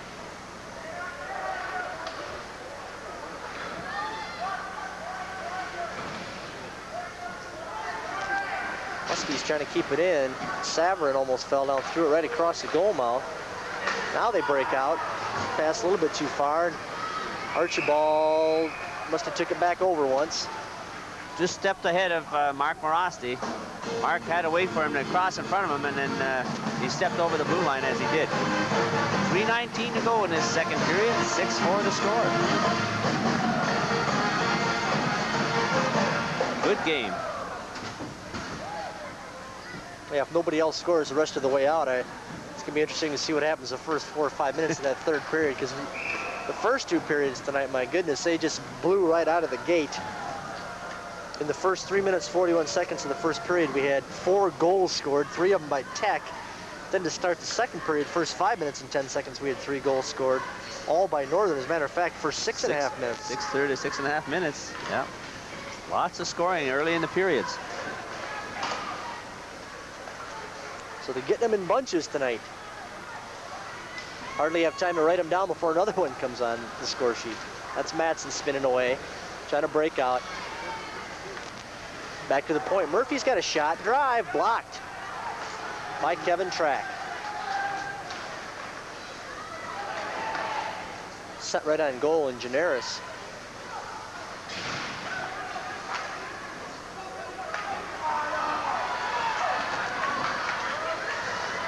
Paul Stone, he's got McKay with him on one side. Stone's gonna walk in by himself. The senior, oh, and Generis made a big save. First test of the night for Dennis Generis. 2:22 left. And an icing call. Paul Stone looked very deceptive. Didn't look like he was moving that fast, and maybe he fooled the defenseman for Northern, because he just didn't pick up any speed, just skated around nice and smooth, and then got by the net and just lost it. He never did get a shot away. He lost control of the puck as he was going to backhanded. Generis stayed right with him. You know, Generis made a big save on a breakaway last night. It was after Tech scored to make it 3-2. They did that with about 4 minutes left in the game, with about, I'd say 2.5 minutes left. Brian Hannon went in on a breakaway, and Generis stopped him there, or Tech could have blown that one wide open, and that one dribbles in. Wildcats get one. Caught Roach moving across a little bit too early. He left the post, and Voss, we'll see it here. As Voss picks it up, looks like he's going to pass, and instead of passing, he put it just trying to hit the back of the leg of Roach. And it didn't, I don't think it went in originally. I think when Roach moved his skate, he kicked it back, he kicked it in then. That's what it looked like on the replay from ice level there. Number 11 for Voss. Wildcat goal is the 11th of the year, spent by number And it's a 6-5 game with 2 minutes to go in the second period. Assist number 15, Gary Evans. Oh, what a third period we're in for. This is going to be something else. That's Stone. Stone's going to walk in again.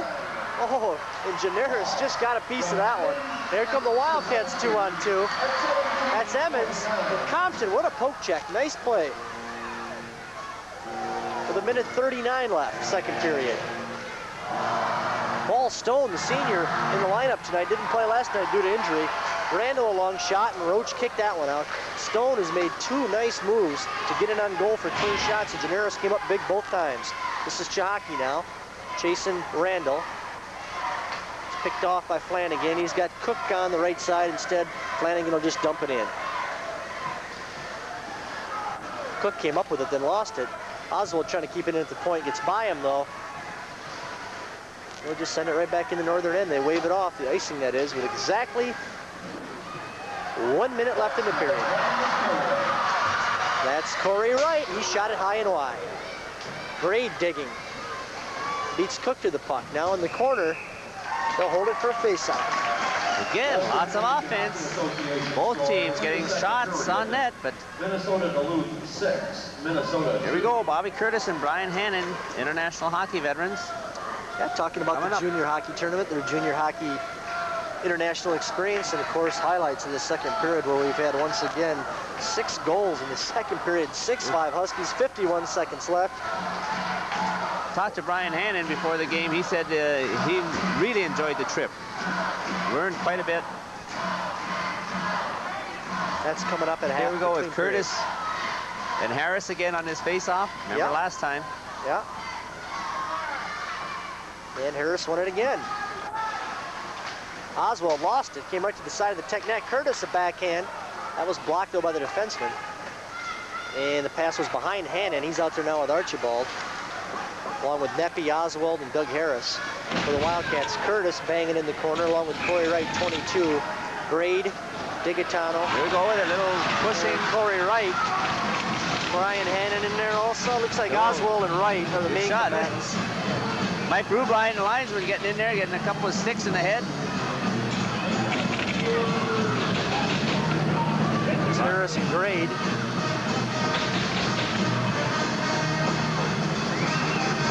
With all the equipment on, it's pretty hard to do any damage. A lot of it could be just intimidation. Try and let the other team know they're not going to put up with some of this. Little one-upmanship there. Yeah, right. So I'm sure one will go from each team.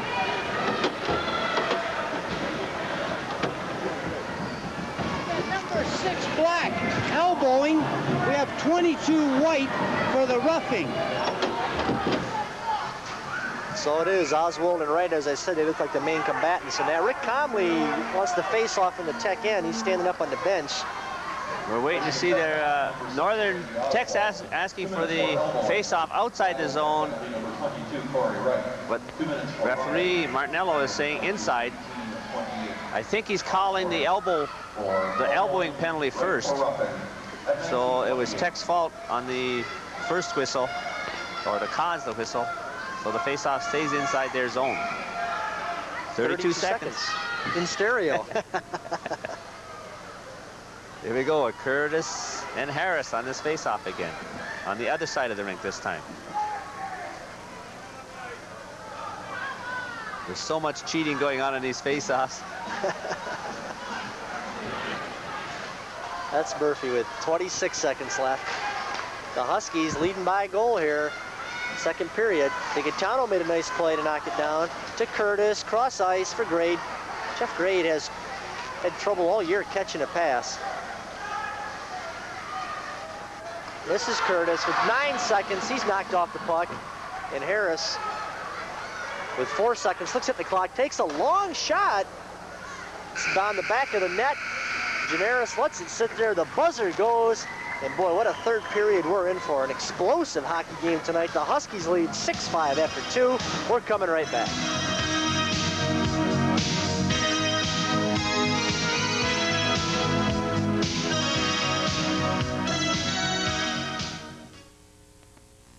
Here is a message for comparison shoppers from Perks Cabinetry of Marinette.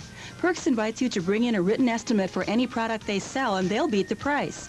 Perks is proud to offer Dutch-made solid wood cabinets custom designed and custom built in the Amish community of Grable, Indiana. At Perks, you'll also find Merillat kitchen cabinets and countertops at 50% off.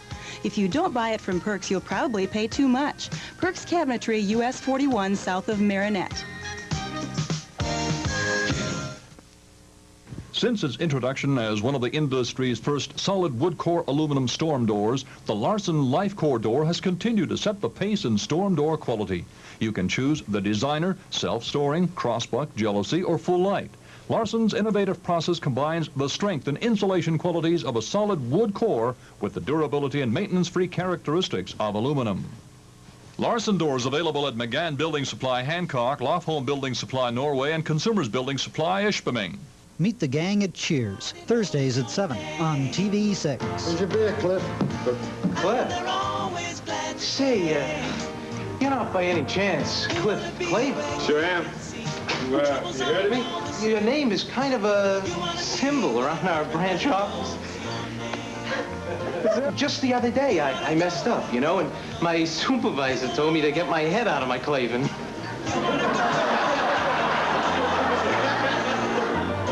I'd like to tell you why the Alfred Crystal Falls Credit Union has been successful.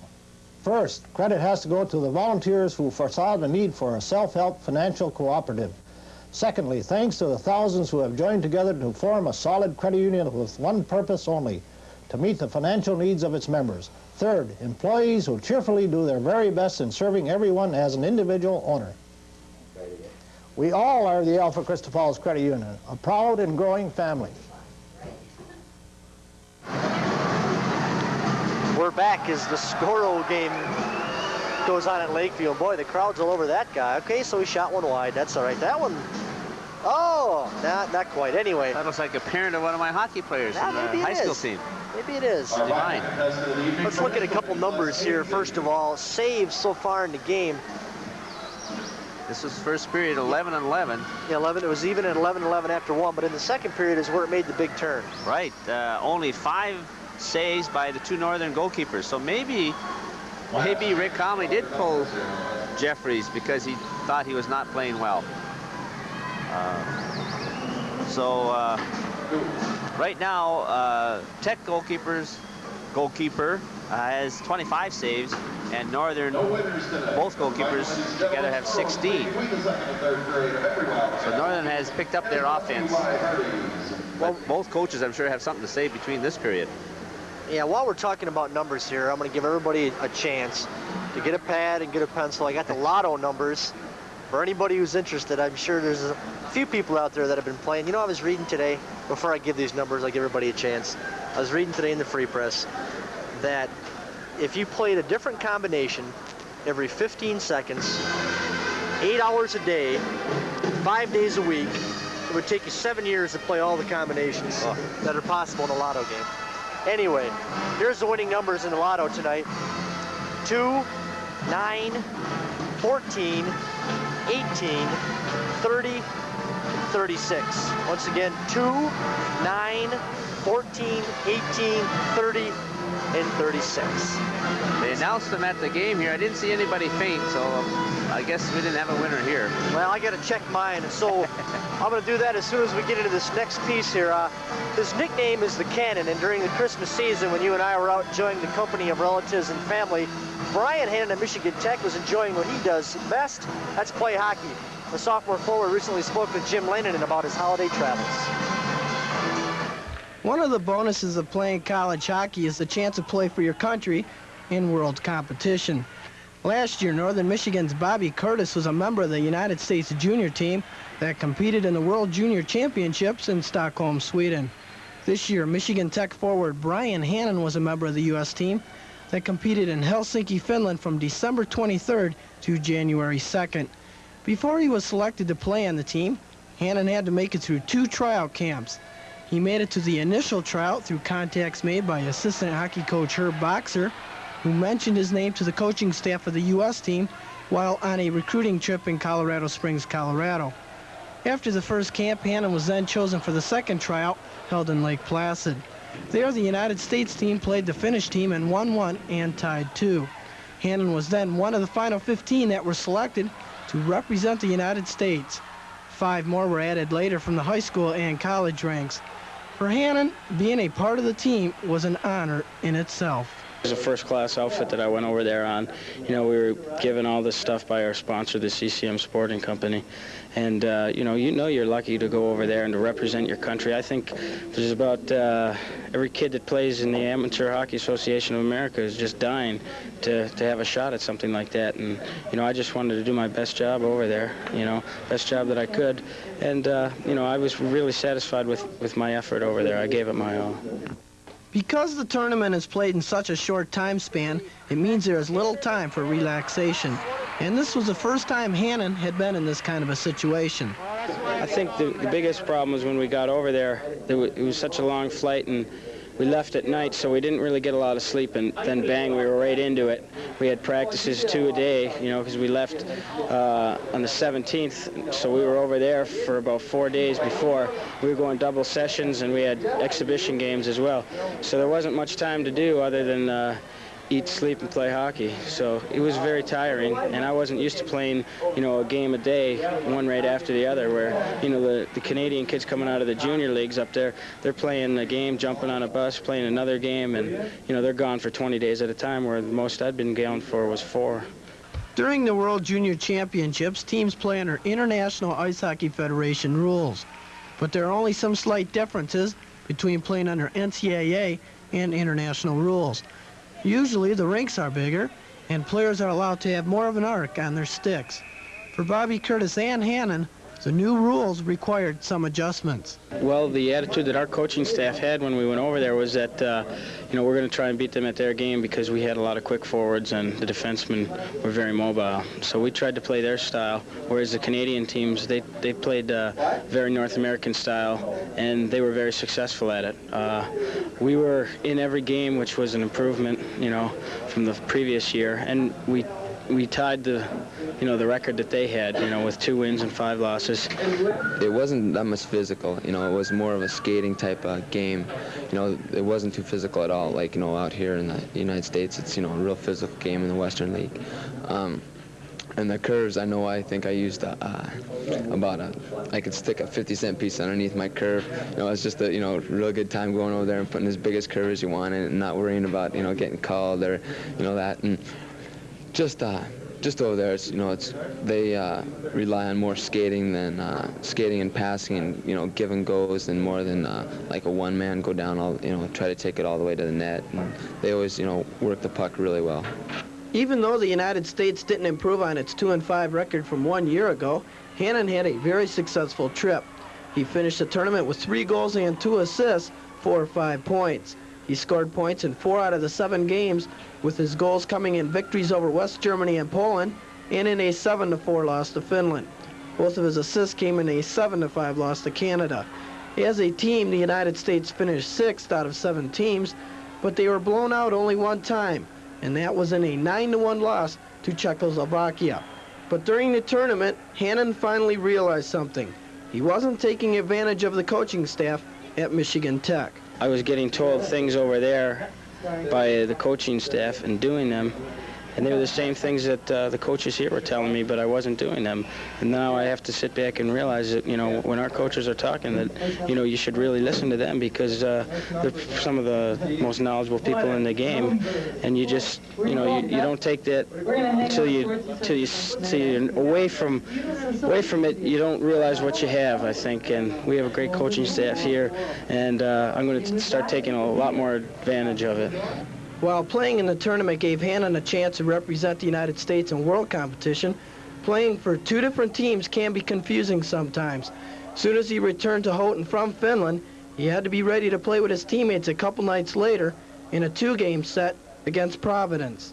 I came back the 3rd of January, so from the 3rd to the 5th, we had our first game here, so they didn't really give me much time to get back, but I was really ready to play when we came out here, tonight, this Saturday, to play against Providence. So, there's not much time you really get to adjust, so it was pretty quick. Although when I was over there, the big thing about Finland is that it's dark most of the time, and I slept most of the days and was up late at night, because we had played and the adrenaline was still in us, so it was a switch going over there, but coming back, you're back more to your normal setting, so there was no problems. Since his return to the Husky lineup, head coach Jim Nargang has noticed a change in Hannon's play and thinks his stint with the U.S. team helped him. He seems to have brought back a little renewed enthusiasm. He's scored in 2 of his last 3 games. He seems to be playing with a little more confidence than he did when he went over. And I think every time you get a taste of international experience, you get pushed a little more to really limits that you're not quite sure that you can operate at. And I think that it's indicative of Brian's play coming back now that he's showing that type of improvement. Now that the World Championships are over, it is just a part of the past. But for Hannon and NMU's Bobby Curtis, they will have memories that will last them a lifetime. I guess one of the most important ones that it really made me look back and reflect on everything that happens over here, and that I improved on was that we do drills here in practice, and there came a situation where I was put into that and I responded the way I should have. It was 2-on-1, and I turned skating backwards into the offensive zone, and the puck came across and I one-timed it, and that's something that Herb Boxer has been working with me for long times, ever since I was half a freshman year, and that really it made me stop to think and say, hey, what's going on here is this is good hockey here, and the coaches they really know what's going on. We were playing an exhibition game against Sweden. We were playing in kind of a small arena, It was not like a typical Sweden arena. I got the puck down the sideboards, and I broke down it, and there was nobody open to give it to. So I skated around the boards, around the net, and I came out, and everybody else picked up somebody else, and I just wound it up and took a slap shot and put it right in the top corner. And over there they really like hockey, and everybody standing up and started clapping. It was a real good goal over there. There we are, Brian Hannon and Bobby Curtis. Bobby Curtis having a good night so far, a couple of goals. Brian Hannon held off the score sheet, but I'll tell you one thing, his nickname isn't the Cannon for nothing. We're coming right back with the third period, 6-5, Tech in the lead.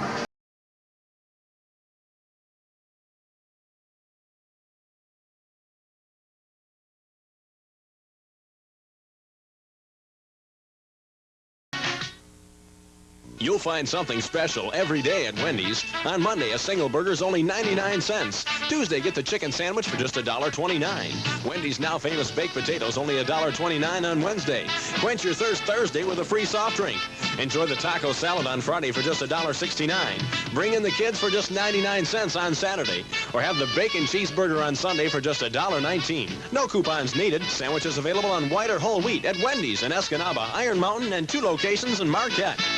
Upper Michigan, Someplace Special products have delighted people all over the world. You'll find that special rainbow on light luggage, on pullover and full zipper jackets, and on our original t-shirts and sweatshirts for adults and children, plus baseball caps, license plates, coffee mugs, stick-ons, and buttons. The Rainbow Room is open Monday through Friday from 9 to 5 at the TV6 studios between Marquette and Negaunee. Make someone happy. Send them a rainbow and a reminder that Upper Michigan is someplace special. You don't have to get behind on household projects or repairs if you're prepared with quality tools from True Value hardware stores. Like this Fisker's screwball hand drill with 4 self-storing bits or a Master Mechanic 13-piece high-speed drill bit set. You can fix household appliances with a Servest 3-piece pliers set and securely tighten nuts and bolts with a Master Mechanic 21-piece standard socket set from participating True Value hardware stores and home centers.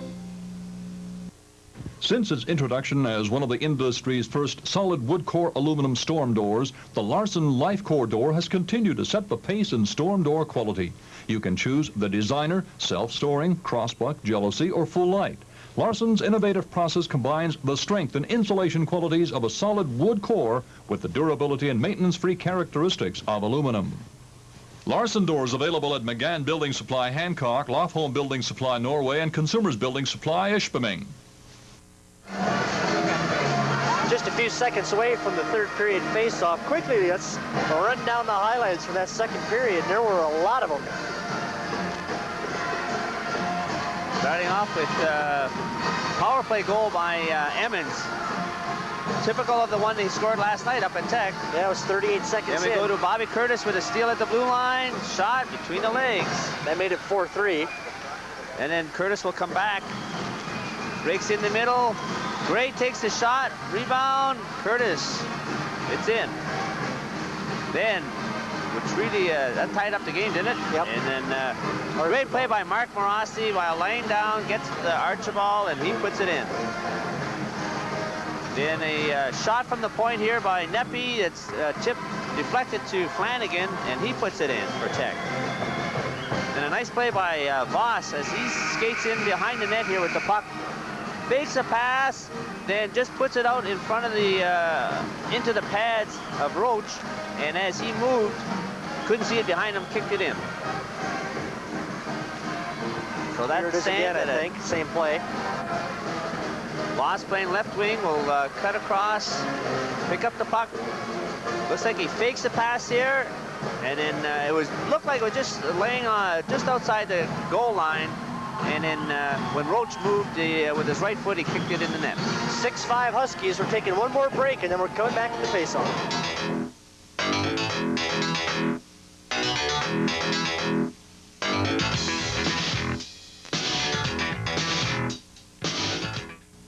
I went to H&R Block last year and got enough money back to help buy the boat. I couldn't have done it without you. Howard went deep-sea fishing. We had a wonderful time in California. Couldn't have done it without you. Now, we can't promise everyone this, but in a recent survey of customers who got refunds, 3 out of 4 believe they got bigger refunds than if they did their own taxes. 3 out of 4. And we couldn't have done it without you. H&R Block, where more Americans find a bigger refund. What can we find for you? A winter storm warning for the UP. The complete forecast later tonight. Well, let me remind you, I hate to keep harping on this, but the start of the periods tonight have been so exciting. I don't know if you want to miss this. You might want to sit down right now and start watching. 4 goals in the first 3:41 of the first period, and then 4 more goals in the first 6:34 of the second period. What do you expect in the first few minutes of this period, Mr. Sullivan? Probably go the whole period without a goal, but the way they come out, they have gone at each other different periods. So I imagine both coaches are warning their players, especially at starting 5 out there. Hey, remember the second period, and Northern saying, hey, remember the first period. So I'm sure there'll be some, hopefully for the coaches, there'll be some tight checking. Some ice work done right outside Generis's goal crease, where they were patching up some ice, so that may affect the play. If he can't slide across there, he may be falling down on one of these plays, and could be a deciding factor. And there's always the possibility of overtime, which we've seen some dramatic games at these two teams over the last few years. Huskies by 1. Here we go. That's Generis to replace Jeffrey in the second. That's Cook right out in front. Shot it high, and it's up into the mesh. He did get it high, right over the glass and into the net, so the face-off will come outside the blue line. See, it didn't touch any of the Northern people. He's not too happy with himself, because it was a nice play. He was set up. He was right in the 20-25 foot range and was in scoring area. Missed the whole net. Face off outside the Wildcat zone. This is Allie Cook. That's going to go right on goal all the way down the ice. Both teams are playing shorthanded for another 57 seconds. Corey Wright and Randy Oswald picked up penalties there near the end. For those of you sitting in the comfort of your home and watching this game on TV, let me tell you that I've just been informed by our people out in the truck that it is 17 below out at the studio, out by Nagani, out by the TV6 studio. I hope my car starts when I get out of here tonight. That's Chahaki. Permal trying to stay with him, throws the hip at him. 26 seconds left in the matching penalties. This is Randall, a good rushing defenseman. Randall around his man. He's got Permal at the point. The pass comes back to him. Permal over to the side. Voss a drive, and he shot it wide.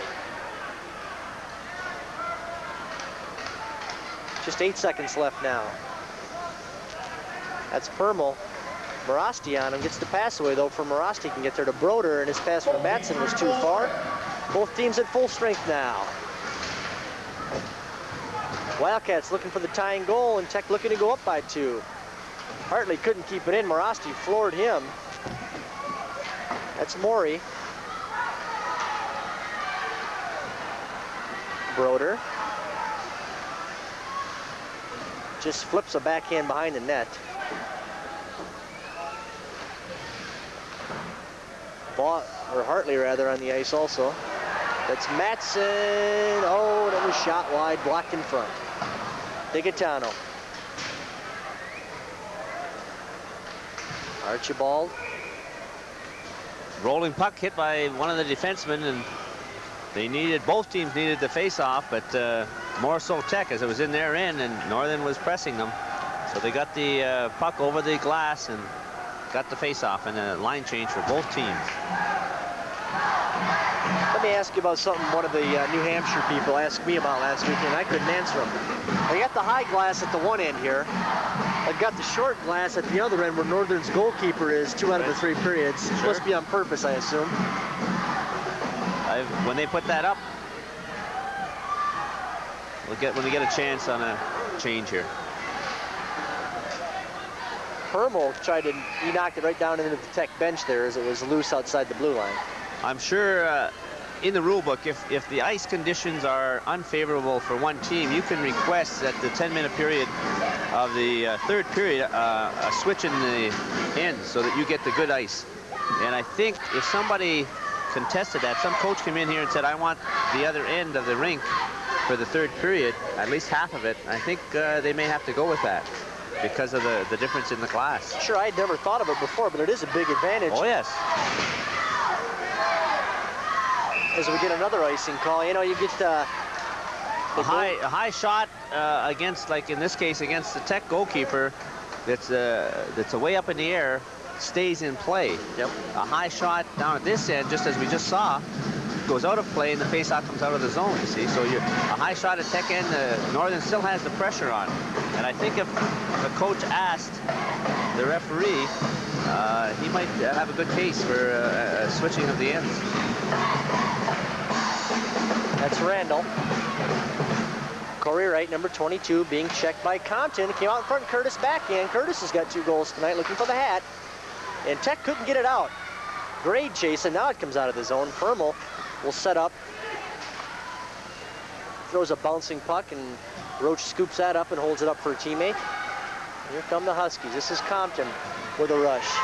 Compton, Permel stood him right up at the blue line. Tech's going to change him up right here. That's Corey Wright, along with Grade, a long shot, and Roach, no problem with that one. Ooh, 51 below wind chill. Oh, my goodness. There may be a lot of cars in the parking lot tonight not starting.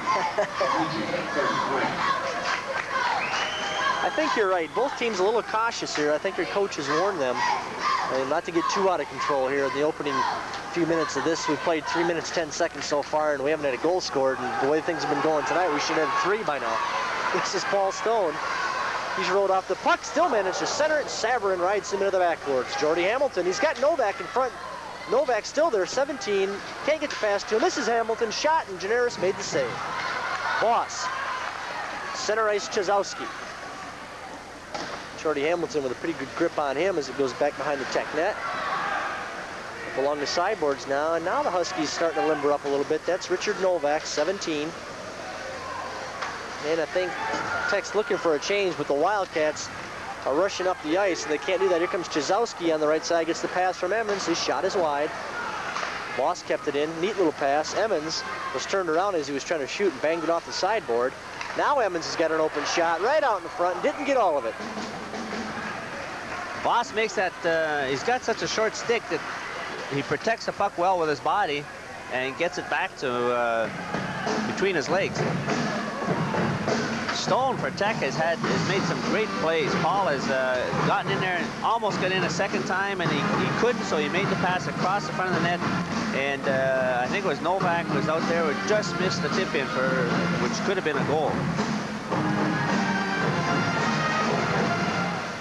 DeGaetano now just backhands it in the corner, and Ellie Cook is chasing Broder.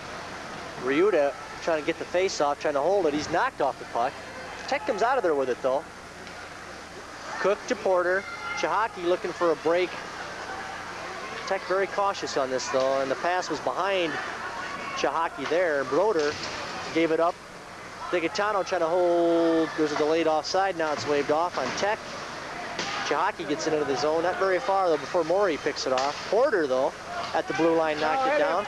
Now they're really scrambling in neutral ice here. Madsen fanned that on a couple times. Ryuta spins him around. I don't know if that line was out there on purpose, but Broder's line, which is normally a checking line, out against top Tech's top line, scoring line tonight at least, of Cook, Porter, and Chahaki. 15:20 left. West, or Grade rather. Shot was high and wide. It's Grade again, threw it in front, nobody there. Huskies had everybody tied up nicely defensively. Randall back with Permel, and this is Dave Permel, number 5. Sends it down the ice trying to hit somebody. Roach plays it. Now it's behind the Tech net. Huskies by a goal. Out near center ice, and they almost broke that one. Hannon was streaking. Young man we just saw the story on between the second and third. Hannon trying to check Randall. He goes around Randall. Still with the puck. Trying to hit Grade in front. Now on his knees, and he sent it through the goal crease. Fans wanted a call on that one. Against Tech, of course. The Wildcat fans, Permel. His pass is too far, hopped over the stick of Emmons, I believe, and we're going to have an icing call. Again, last time nobody touched the puck and they let it go. This time nobody touched the puck and they called it icing. It's I don't know if there's a ruling on it, if they can come up with why it is it happens. But sometimes it's confusing. Again, Generis pointing out that bad patch of ice just outside his goal crease. But a shot from this left wing, if he has to come over here and slide over, especially on his skates, and hit that bad patch, he could end up behind the goal line with an open net. That's one of the situations that if it's bad enough, Northern could request a switch in ends because of the bad ice, and that's what the rule is set up for normally, is bad ice. But sometimes if there's bad lighting in an arena, a light goes out and they can't get it on or something like that, or a bank of lights goes, that the visiting team could request a switch in so that things are even. What's the worst rink like that you've ever played in? Can you think of that right off the top of your head? I know when I played midgets and bantams and that, this was before they covered the rink in Alpena, but it was an open rink. And we played there a few times right on the lake, and that is a cold rink when the wind's blowing. I haven't been to Alpena for about 5 years, but it was, even when they enclosed, I think, the two sides with the ends open, it was still very, very cold.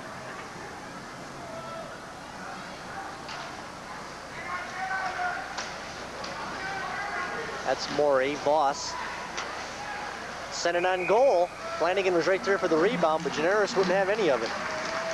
Neppy taking that shot off.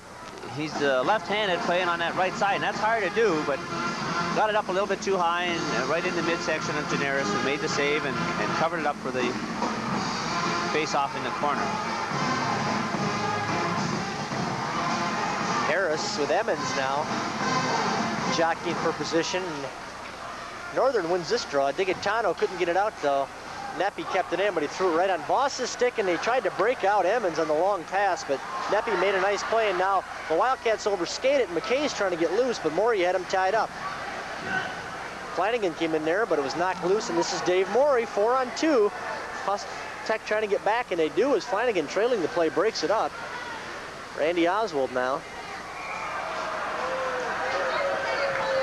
Just fell on it. Oswald falling on it. Fortunately for him, I think Emmons was right behind him and just pushed him. I think if Emmons had backed off of him, he may have gotten a delay of game if he stayed on that puck. I'm wondering if Rick Comley has put Emmons out there against Harris on that faceoff, because Curtis lost, I think, 3 in a row. That's Novak. He's knocked off the puck. Broder sent it, and Roach got the blocking pad on it and left the rebound sitting right there. Now Lanigan shot one wide. Roach holds that up.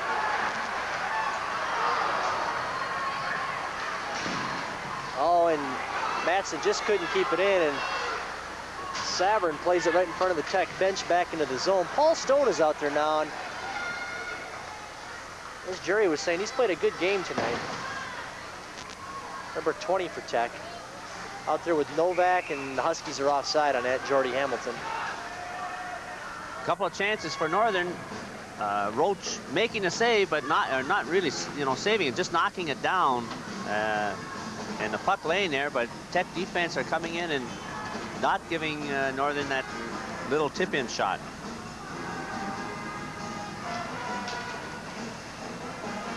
Corey Wright, number 22. Corey Wright trying to go around Compton. Randall set it out in front. Curtis was open there, but the puck just wouldn't bounce to him. Huskies cling to that 6-5 lead. Shahaki's just going to bank it in, and here comes Big Don Porter steaming in on Permel. Shahaki trying to get it out in front. Now Porter over in the corner, sends it back. This is Chahaki. Chris Chahaki back to the point. Oswald gonna go in on the backhand. Oswald all the way around. Now drives one from right in close, and it was wide, hit the side of the net. Behind the goal. Curtis broke his stick. Back to the point, Becker, a shot to score! I don't know if anybody touched it, but Becker taking that shot right along the ice. Looked like it went under Generis's pads. There's the replay. Well, Chahaki out front. I don't know if he touched the puck or not. Well, if nobody did touch it, that would be Becker's first goal as a Husky. The freshman, as we said, filling in for Dave Ryerson. This is only his third game. We'll have to wait for the announcement to see if he got credit. Makes the score 7-5 Huskies, though nonetheless comes at 7:48. Now they give it to Chahaki. Yep. He must have got some wood on it.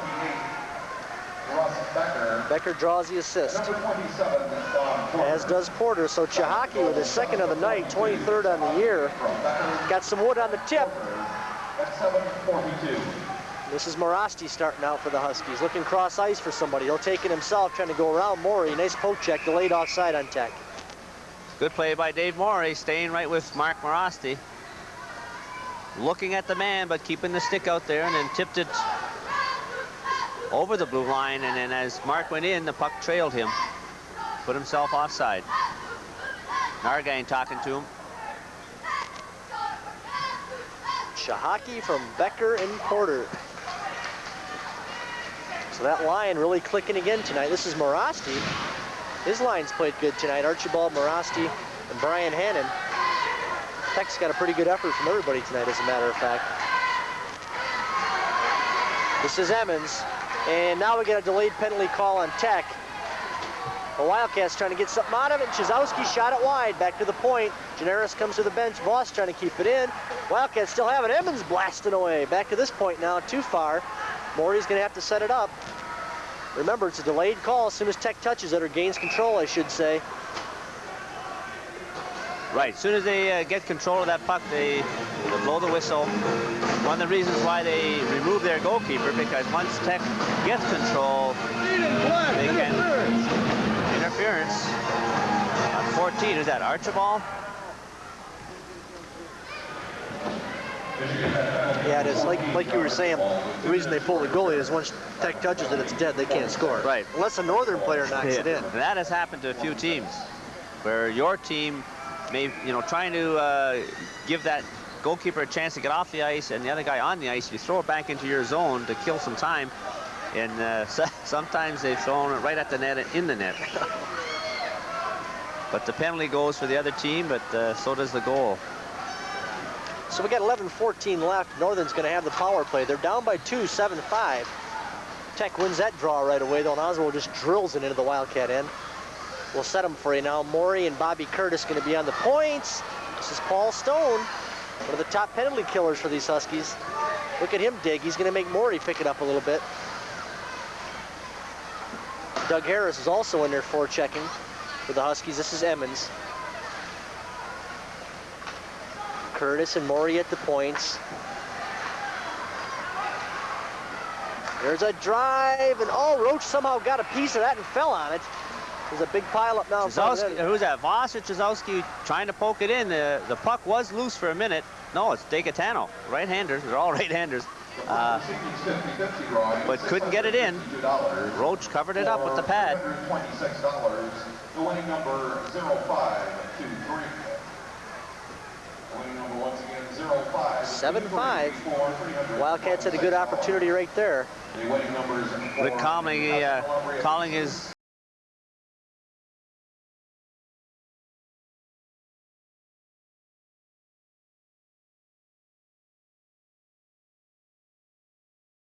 There's Ryuta comes out there now. Let's see who else, along with Morasti and Hannon. Kelly Murphy, I believe that is.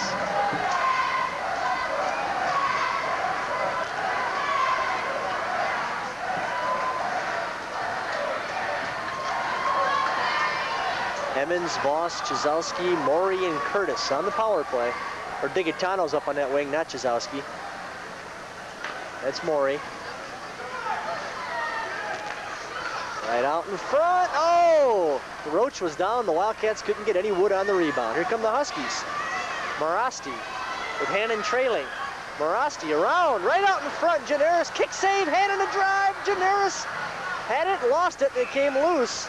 Oh, and the Huskies had two great opportunities. Got a penalty on Emmons. That could have been why Hannon didn't have a stick.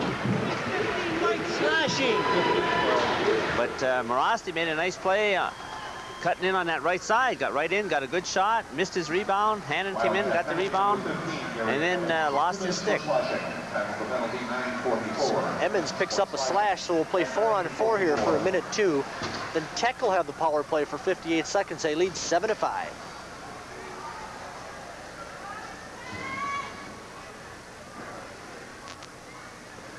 Face off deep in the northern end. Scrade against Hamilton. And Corey Wright comes out of there with it.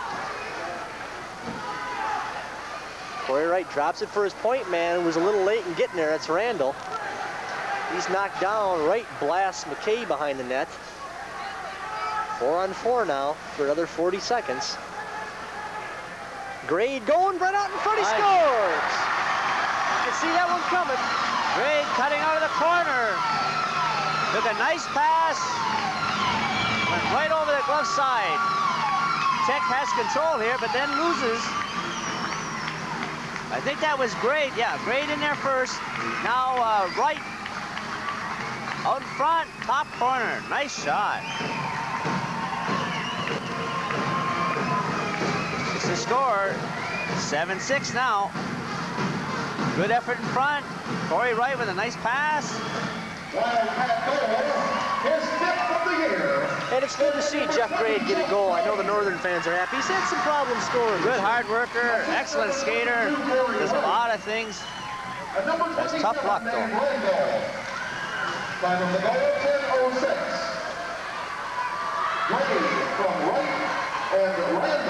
Corey Wright and Dave Randall draw the assists at 10:06. And we got a one-goal hockey game now. This is Neppy. Neppy around Maury.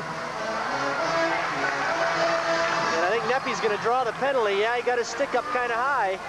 Another delayed call against Tech. Neppy's going off. Wildcats with 5 attackers. Now remember, we're still playing 4-on-4. There's the whistle.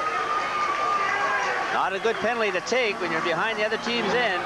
He's yelling at the referee. Give me a high stick.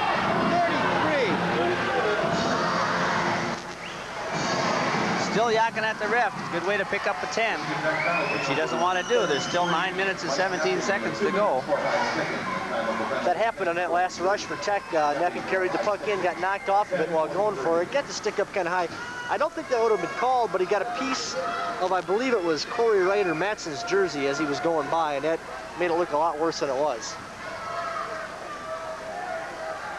So we go 4-on-3. For 3 seconds. And 3 seconds. Yeah, then the Tech man comes back on. And Doug Harris skating over to the penalty box to say something. Well, I think he's giving them instructions whether to come back on the ice Probably or go to to stay the on the ice. It's in Tech's end. I'm sure they'll want him to stay on the ice rather than leave.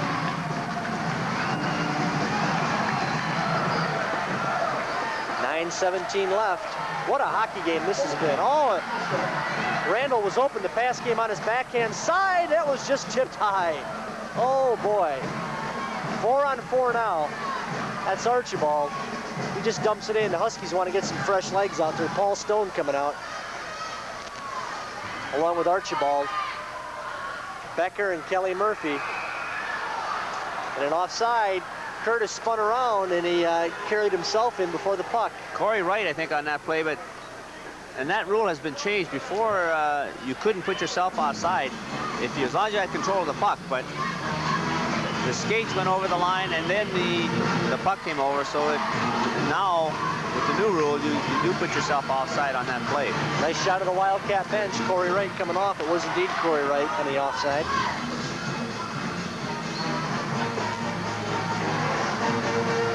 Earlier, Dave Permel had an extra chance to get it over the pass over to Dave Randall, his partner, but hesitated a little bit, and when Permel finally made it, the defenseman had covered up in front of the net. Matson. Wildcats are going to have the man advantage here in a moment. Stigitano throwing it on goal, and Roach got a piece of it. It's a Wildcat down in front as Oswald got tied up. Back down the other way now. Chahaki really laying some lumber on Randall there. Ellie Cook comes in. This is Chahaki on the backhand, knocked away from him, back on his forehand, score. Ellie Cook. Cook picking up the puck with Chahaki doing all the work. Chris went in, took his man out on the boards, got the puck out. Man was, here it is. Chris takes Randall in the boards. He goes down. Cook comes in, gives a little bit of help. But Chahaki out in front, goes wide, almost goes down, almost turns around like he's going to take the slapper, but Cook came in and helped him. So it's back to a 2-goal lead. Let's look at it again from a different angle from ice level. Again, Chahaki coming out in front. Puck's right there. Generis at his mercy. He doesn't know who's going to shoot. 11:38. Chahaki draws the only assist, and Tech leads 8-6. What a shootout tonight. Roach let that one bounce by him as he was trying to cut it off behind the net. Now the Wildcats with the man advantage here. Back to the point. That's Dave Morey drive, and that was blocked before it got there. Hannon trying to clear it and just barely does get it out of there. Morasti, Bobby Curtis, 35 seconds left in the power play. 7:50 left. And the Wildcats throw that back out of the zone. Comley not too happy on that one. And Northern struggling to get it in there now. This is Voss, and it's knocked away from him, and the Huskies send it right back down the other way. 13 seconds left in the Northern power play. Savarin trying to rush it up. Harris on him, cut him off though. The pass over to the other side, just 4 seconds left now, and into the stands. Yep, up into the stands. Well, we got a second here to run down a couple other Northern athletic events going on. Senior Lori Farrell Gymnastics won the all-around at the Wisconsin Stout Invitational. A record 36.0 score. Freshman Karen Viola finished 4th in a field of 60 competitors, so they had number 1 and number 4 out of 60. As a team, NMU was 5th. Jacksonville won to meet their defending national champs. Women's swimming, Wisconsin beat Northern 69-44. Women's hoops, it was Wisconsin Green Bay 74, Northern 62. And in men's basketball, late in the second half, the Wildcats lead Bemidji by 1, 67-66. That is at Bemidji, of course. We hope to have a final for that before we go off the air. Right now, though, the hockey Wildcats find themselves down by 2 with 7 minutes left. Both teams at full strength, and the Huskies rushing it down. Dumped into the corner. Offside. Mike Rubline with the call. I'm sure Tech has to be happy with the scoring output because of they haven't been scoring really all season long. They're one of the lowest scoring teams in the league. And 8 goals in Northern's rink has got to be a pretty good output for them. Yeah, they scored 10 against Maine and 8 against Saskatchewan, 8 against Denver, and then 8 against Providence. So it's one of their higher ones of the year. You're right, they were last heading into this weekend in league scoring.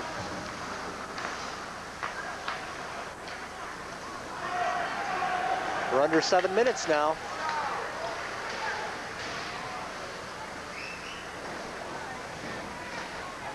Savarin kept it in, threw it on goal. Roach knocked it away. Novak plays it out. Huskies want to change up some bodies, get some fresh legs out there. Look out, Jordy Hamilton has his man tied up. And then Novak was knocked off the puck as he was trying to break in. Banging in there with Lanigan, thrown right on goal, and Generis comes up with it.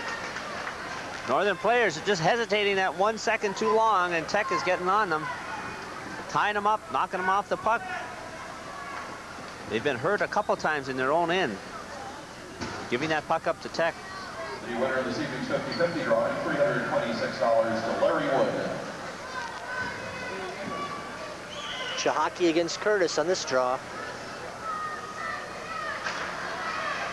Porter had a chance to get a shot away, couldn't get any wood on it, and they tried to break Corey Wright out, though. The Wildcats did. Roach way out of the goal, picked off by Grade. And Roach made the save. I didn't know if he was going to get back in time on that. Yeah, he came out. It looked like it was. I didn't see the referee's arm, but maybe they waved it. It was not going to be icing. I think if it had been going to go for icing, Roach should have let it go. But he probably saw the refs. They were not going to go for icing. Shot it off the boards, but Grade picked it up, got a shot on net. Permel. Porter bumps him. Corey Wright has it knocked away. Grade, though, manages to get some lumber on it and knock it down into the tech end. Huskies by 2, 6 minutes to go. What a hockey game this has been. Up and down, lots of goals. Not quite enough goals, though, if you're a Wildcat fan. Not yet, anyway. Neppy back. Tech's got to get onside. That's Oswald.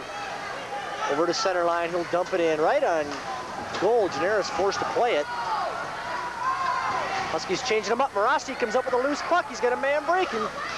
That was Archibald. Couldn't get the pass to him. Misses Hannon, fakes the shot. Goes around the net. Gennaris back in the goal. He got pulled out. Back to the point. Ryuta throws it on goal. Gennaris made the save.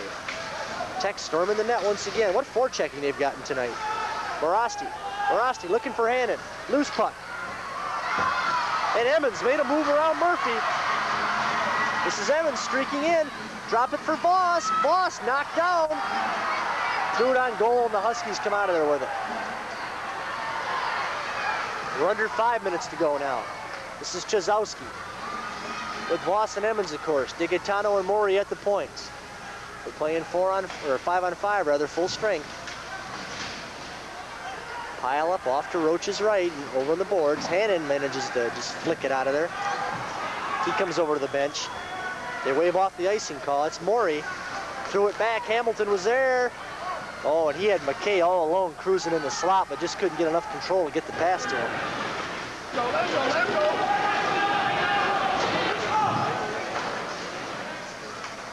Maury picks it off. He's got Voss.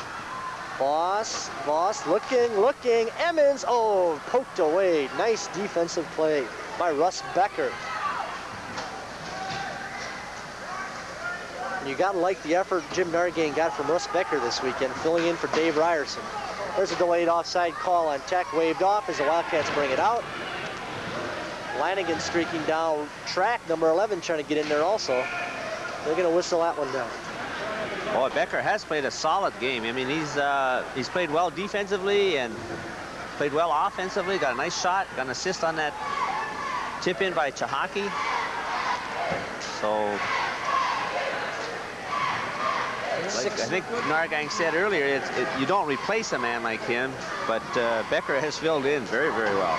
Some of the fans starting to leave Lakeview now, and there's 3:51 left, and the way they've been popping them in this game, you could miss out on something. That's Lanigan, and he just missed putting that one in.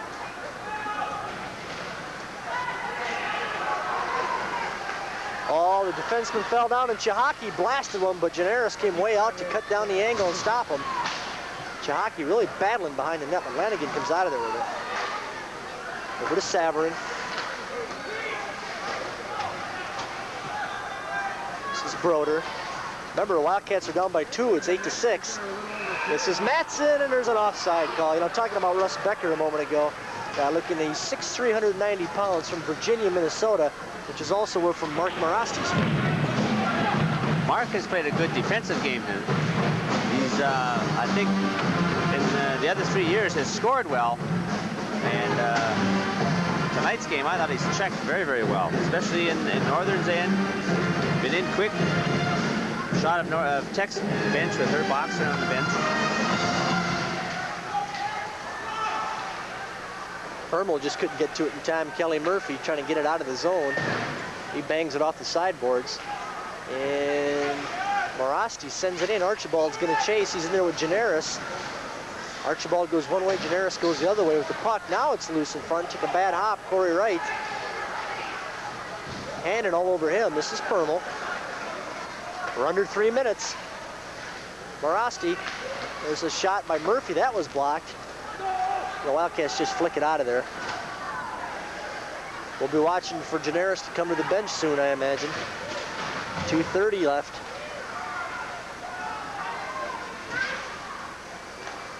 West knocked down Archibald right in front of the Tech bench. This is Murphy. Wildcats changing them up. They may get caught here.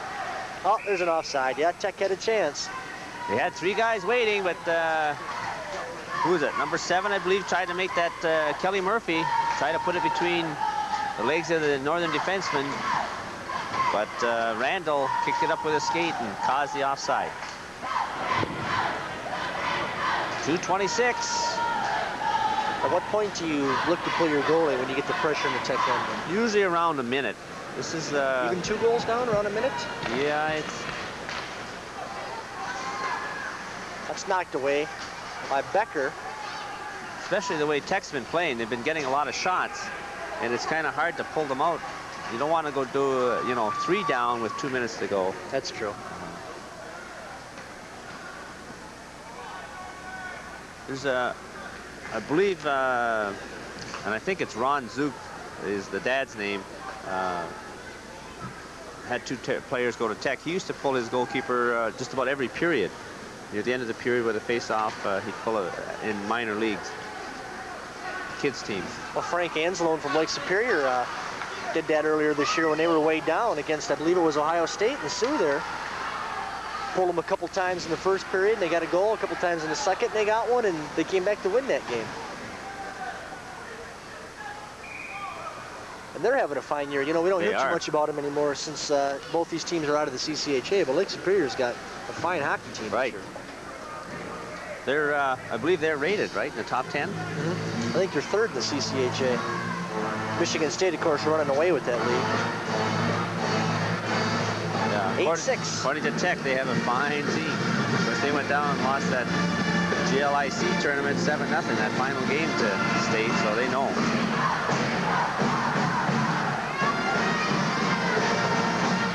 .156 left. The Huskies by 2. What a hockey game this has been tonight.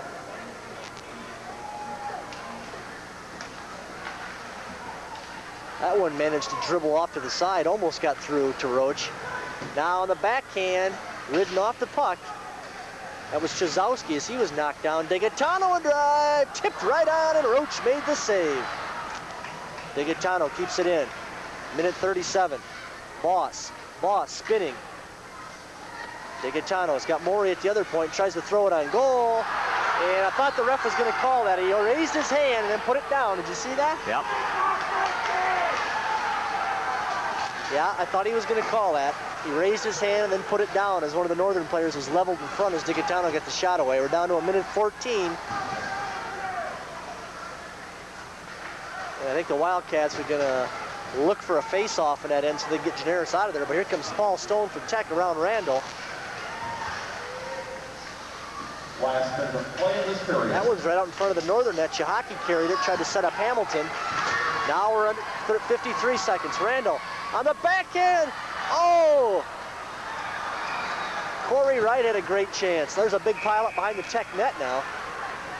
And a whistle stops play on the icing call with 45 seconds left. I think that was Ryuta took 2 Northern players out. Now we have our goalkeeper coming out with 45 seconds left in the game. The face-off deep in Tech zone.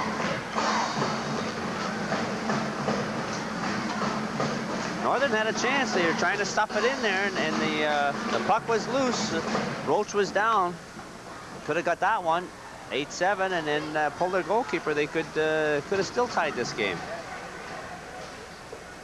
45 seconds left. The Wildcats with 6 attackers. Face-off will be to Roach's left. There's Permel. You're looking right at the point right there. Tech bench is they're all standing.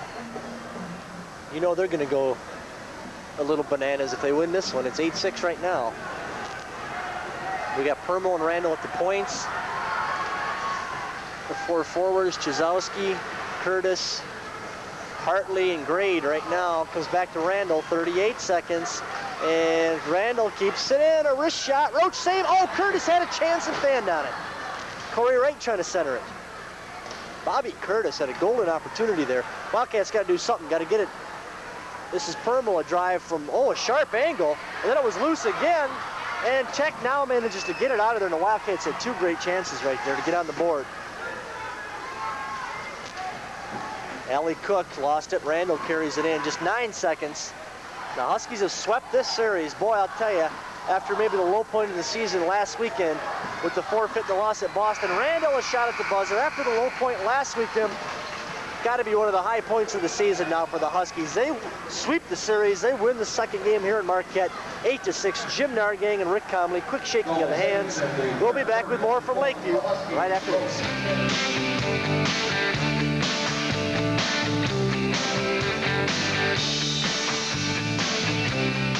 It's a comedy turn-on the next taxi when Latka's secret recipe cookies send the cabbies for a trip. They got a nice little surprise. And lecherous Louie is out to take advantage when he discovers an interesting side effect. It's also rumored to heighten your sexual desires. Nardo, have a cookie? Will the cabbies ever come down to earth? Find out on Taxi. Monday at 5:30 on TV 6. Jerry Sullivan, what a tremendous hockey game this was tonight. Offensively, we had some good defensive plays, and what a weekend for Tech. Very good weekend for Tech. I think Northern is going to be very disappointed, but the game was, I thought, very, very entertaining. Look at the final goalie saves, and that just about maybe tells the story right there. Dave Roach, his second fantastic game, made 35. There's Mike Jeffrey, who started the game. There's Dave Roach, Mike Jeffrey, who started the game. Dennis Generis relieved him. Only 20 saves between the two Northern goalies tonight. There's Voss and Roach. Must know each other, but Roach won it tonight. Great game. Yeah, both from Burnaby, British Columbia, so I'm sure they're old friends. Well, if I'm not mistaken, I think that's Ron Beacom, our producer over there. Yeah. He's a Wildcat fan. You don't even have to know what kind of fan he is to look at that shot. Yep. Again, well-refereed game. As I understand, that game last night was well-refereed. Let's look ahead while we get just a few more seconds left here on what's coming up for each team. Now, Tech plays at North Dakota, Minnesota for Winter Carnival at home, then at CC at Duluth, Wisconsin before the playoffs.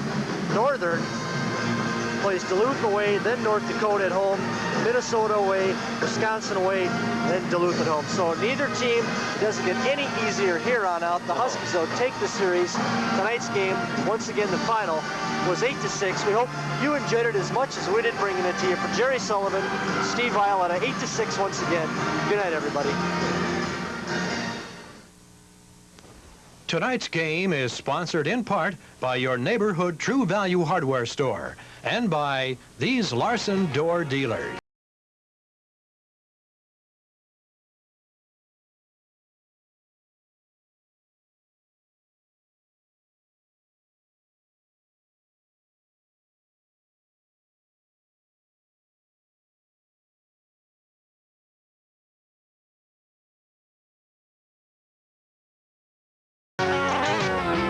Gorgeous pine canopy bed. It's only $7.99.